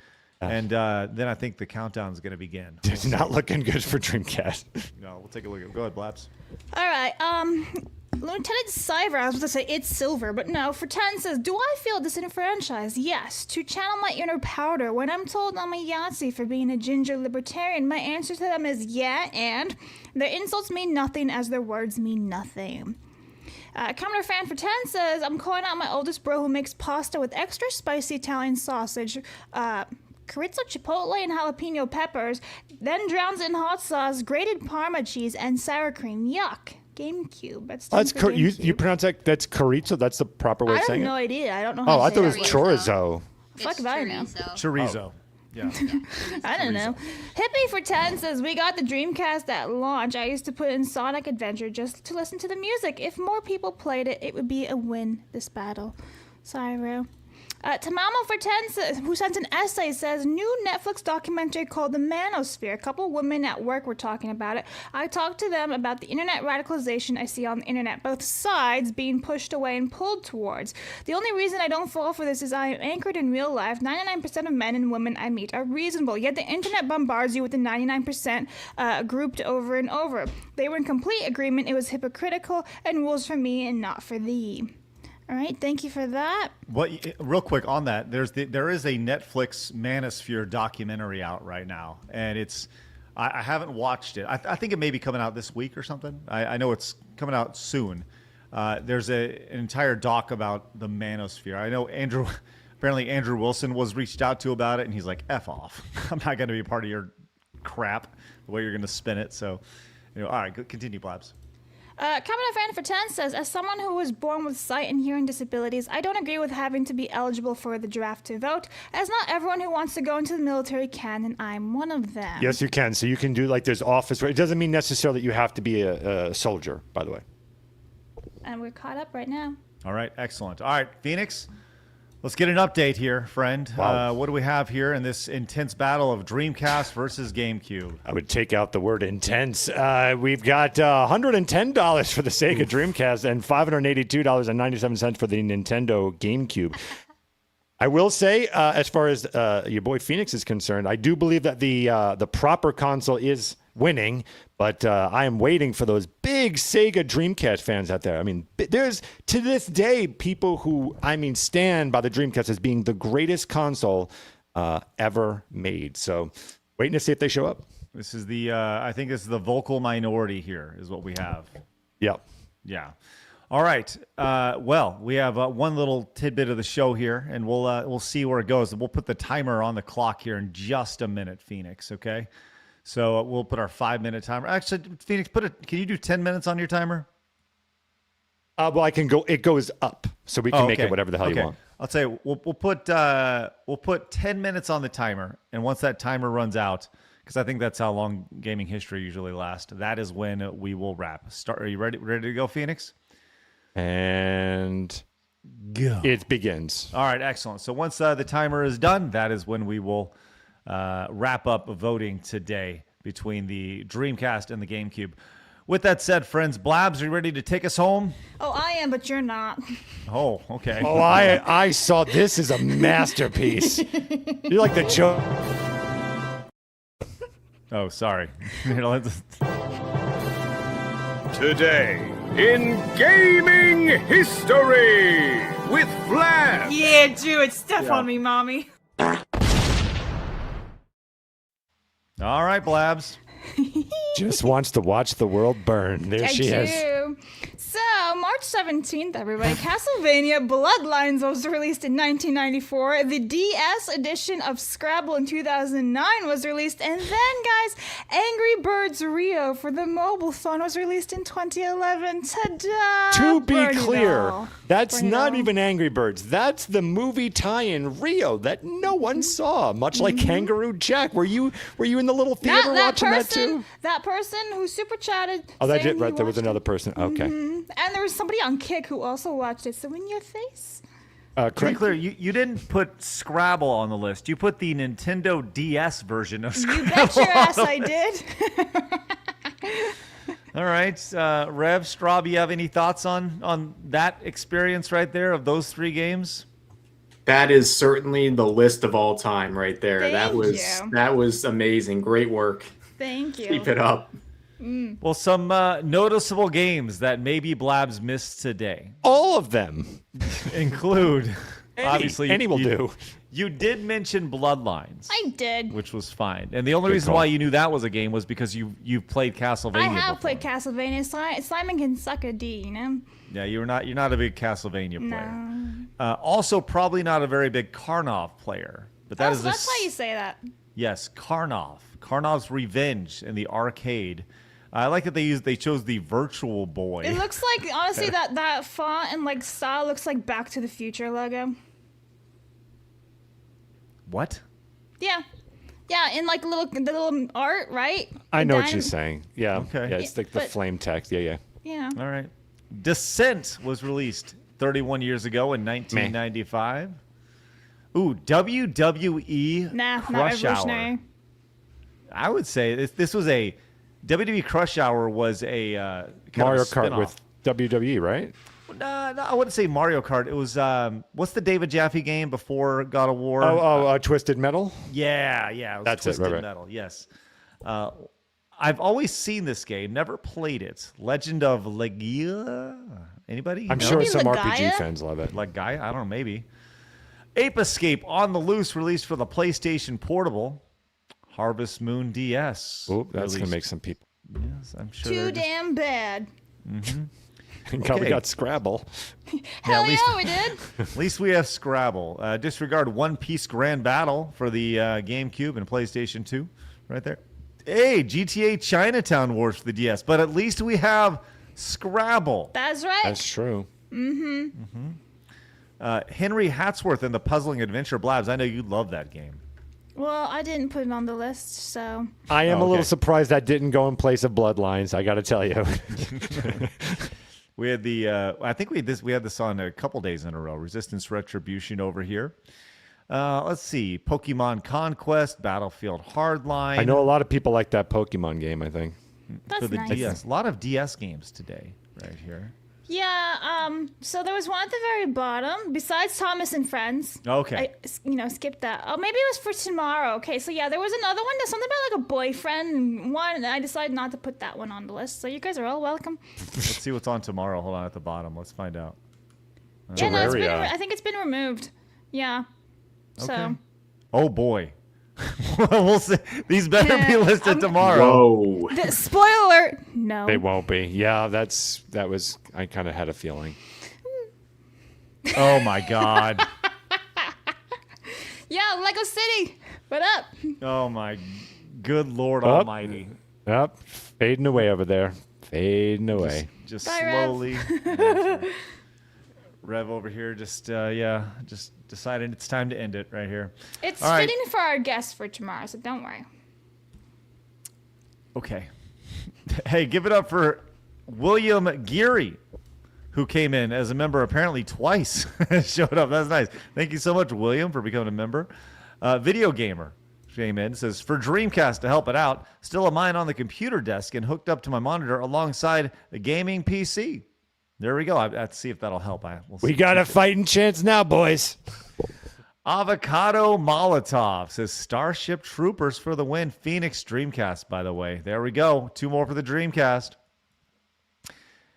Nova Fan says American groups have tried advocating for men's rights. They got labeled as terrorist groups. How do they win now? That's a good question, Phoenix. Got any thought on that? Yeah, so the fastest way to not win is to give up, right? So that's step one. You watch podcasts like this. You support content creators and entertainment pieces, whatever out there. This goes for anything. I'm just kind of doing a blanket statement. You just keep supporting those that you align with and you never give up. And then you show those things that you believe in, any pieces of medium or whatever out there, with others that may agree with you. Like, you know, shows like this or documentaries are really good in helping people catch up to your viewpoint. And so you can kind of show them and go, hey, do you agree with that? And they go, yeah. And then you keep fighting. You just never give up, over and over and over again. But the key is to keep supporting the things that you believe in and stop supporting the things that hate you. And that's one of the biggest things. This would all turn around. Everyone just stop supporting the things that the companies and everything that hate you. Saint D says, for the GameCube, one of my favorite consoles, $0 for Dreamcast, the comics, and the console. All right. Thanks, Saint D. And Mauser for 10 says, remember, Nintendo fans are willing to pay more than $80 for fake physical games, and they eat it up like slop. Dreamcast ahead of its time and great system. 10 for the Dreamcast. Mauser's throwing shade at all Dreamcast fans right there. All right, we'll get to our final tally here in a second. I said 10 minutes. We're at 7 right now, so we'll go another 3 minutes. But before we go, I do want to find out, Rev and Straub, do you have anything fun coming up that you want to share and promote? Do you, babe, have anything fun? Well, aren't you taking this week off? Yeah, I'm taking the week off from streaming just to kind of do my own thing. So I don't really have anything crazy happening right now. Okay. Yeah, for me, I'm going to be streaming this afternoon if you guys want to check it out. I've been streaming on YouTube this month. I started literally on the 1st streaming on YouTube, and I like YouTube a lot better. Go figure, right? But we just talk about random stuff like we do here on Side Scrollers, gaming, VTuber drama, stuff like that. Everything in between. So awesome. That's really the main thing I got going on. Excellent. I want to remind you guys, if you're just popping in, you didn't miss, we've been talking about this last few days. Coming up on Thursday over on Side Scrollers Plus, we have our VTuber Chaos event. You can see Cinny and Pickle and Leaflet and Kirsha all battling it out. It's going to be a great time. Looking forward to that. They're playing the Lost Castle 2. That'll be Thursday in the evening. We're going a little evening time with this. Should be some nice main event primetime programming. 7 p.m. Central, 8 p.m. Eastern, Thursday evening. And once again, you can sign up for Plus for free over at Side Scrollers Plus. Use promo code FREE to get a free month and watch it. So I certainly encourage you to give it a go. All right, Phoenix, I'm going to call it. We got 90 seconds, but I don't think you anyone's can't going to call it. We've got a couple supers to read real fast. All right, fire away. What do we got, Blabs? Game Hunter for 20 says, while writing the locations for the Asmongold X Kirsha JRPG, I already have an idea where you have to go to find and fight 5 of the side-scrollers. The endgame quest will be difficult. Money on GameCube. So that's 20 for GameCube. Okay. And the last one is Sode for 10 says, Twilight Princess is my most favorite Zelda game of all time. Okay. There we go. Okay, if we have like 1 extra minute, can I ask a quick question? Yes, of course. I know everyone will hate me because it's a slight derailment. So just real fast, because we didn't cover it today. There was that whole NVIDIA thing where the AI thing came over. I moved it for tomorrow. I have a very fast question. Oh, you moved it to tomorrow. Oh, I'll save it for tomorrow. I just have a question, so I'll ask for tomorrow. And I'll tell you, we did see some massive support, and DB Wild did come in and deliver Blab's Clockwork Orange thing. So we have 30 seconds. Let's play this really quick. Blabs, here you go. Does that look familiar to you? I don't like this. This is weird. No, it's from Clockwork Orange. Yeah? I don't like it. I feel like it can be memed very badly. Thank you. Well, here's another one of you talking. Apparently, I'm not saying. Okay, it just had words on So it. she doesn't talk. Okay, sorry, I hadn't pre-screened them yet, so there we go. All right, Phoenix, we're officially done. What do we got here? What's our final tally here? All right. All right. Final tally here we go is $124.50 for the Sega Dreamcast and $613.97 for the Nintendo GameCube, meaning that the winner is the Nintendo GameCube. Accepting on behalf of the Nintendo GameCube. Moving on in the greatest console ever tournament is Straub. Straub, would you like to say a few things about the Nintendo GameCube? Congratulations. This is truly a victory for us all. And yeah, good stuff. Go play Rugrats Royale Ransom. Thank you very much, Straub. Appreciate that. And giving the loser speech on behalf of the Sega Dreamcast is Phoenix.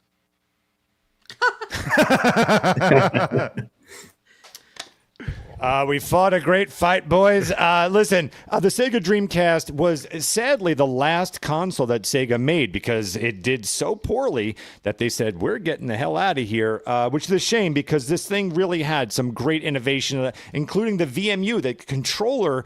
You could actually plug in a little computer device and you could play games on the little, like let's say you're playing football, you could do like the football plays on the little device. So it had a lot of great ideas. Sadly, pirating killed it, and a market that kind of moved on from Sega killed it. But it lives strong in $124 worth of our hearts. So thank you, Sega. Excellent. All right, Phoenix, I would love if we can take a look at the bracket real quick before we go, because I want to see how we have one more opening round to go. That'll be tomorrow. So we'll see that tomorrow. Oh, bring it back over to the left side, please, if you wouldn't mind. Yep. You can see the Dreamcast and the GameCube down there in the bottom left corner. The GameCube will be going up against the Game Boy in the second round. Wow, that's going to get spicy. So we have one more slot available back on that right side. We're going to find out what that matchup is going to be tomorrow. But I would love to give you a heads up on one of those two. Tomorrow, as it looks like Rev had to bounce, and that's fine. Straub, I'm very excited to say that tomorrow, one of the two will be the Xbox. Yeah, the original. The original Xbox. So hopefully Rev will be excited for that. Yeah, I don't know why he popped out. Maybe he was like, I'm out. Wait, well, he's no, right here. His screen turned really green. He said his whole PC froze. So well, that's okay. Tell Rev he's great. We appreciate him. He's right here. All right, Rev. They said you're great and they appreciate you. Bye, chat.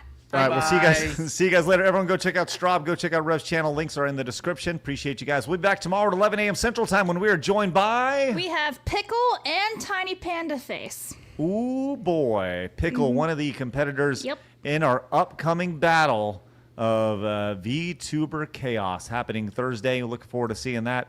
It'll be a great time. All right, basically we'll see you guys every tomorrow. single person except for Leaflet is on the show this week.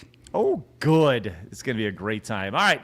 We will see you guys on tomorrow at 11 a.m. Central Time. Do us a favor, hit the thumbs up button on your way out. Happy St. Patrick's Day for those of you who celebrate that. Or separate with your wives over them being crazy Looney Tunes like, what's his name? Jay. All right, time to get out of here, guys. Remember, people are going to try to keep you down. Do not let them. You guys got a goal. Go get it. See you guys tomorrow, 11 a.m. Central Time. Have a great day. Bye-bye. Fatality.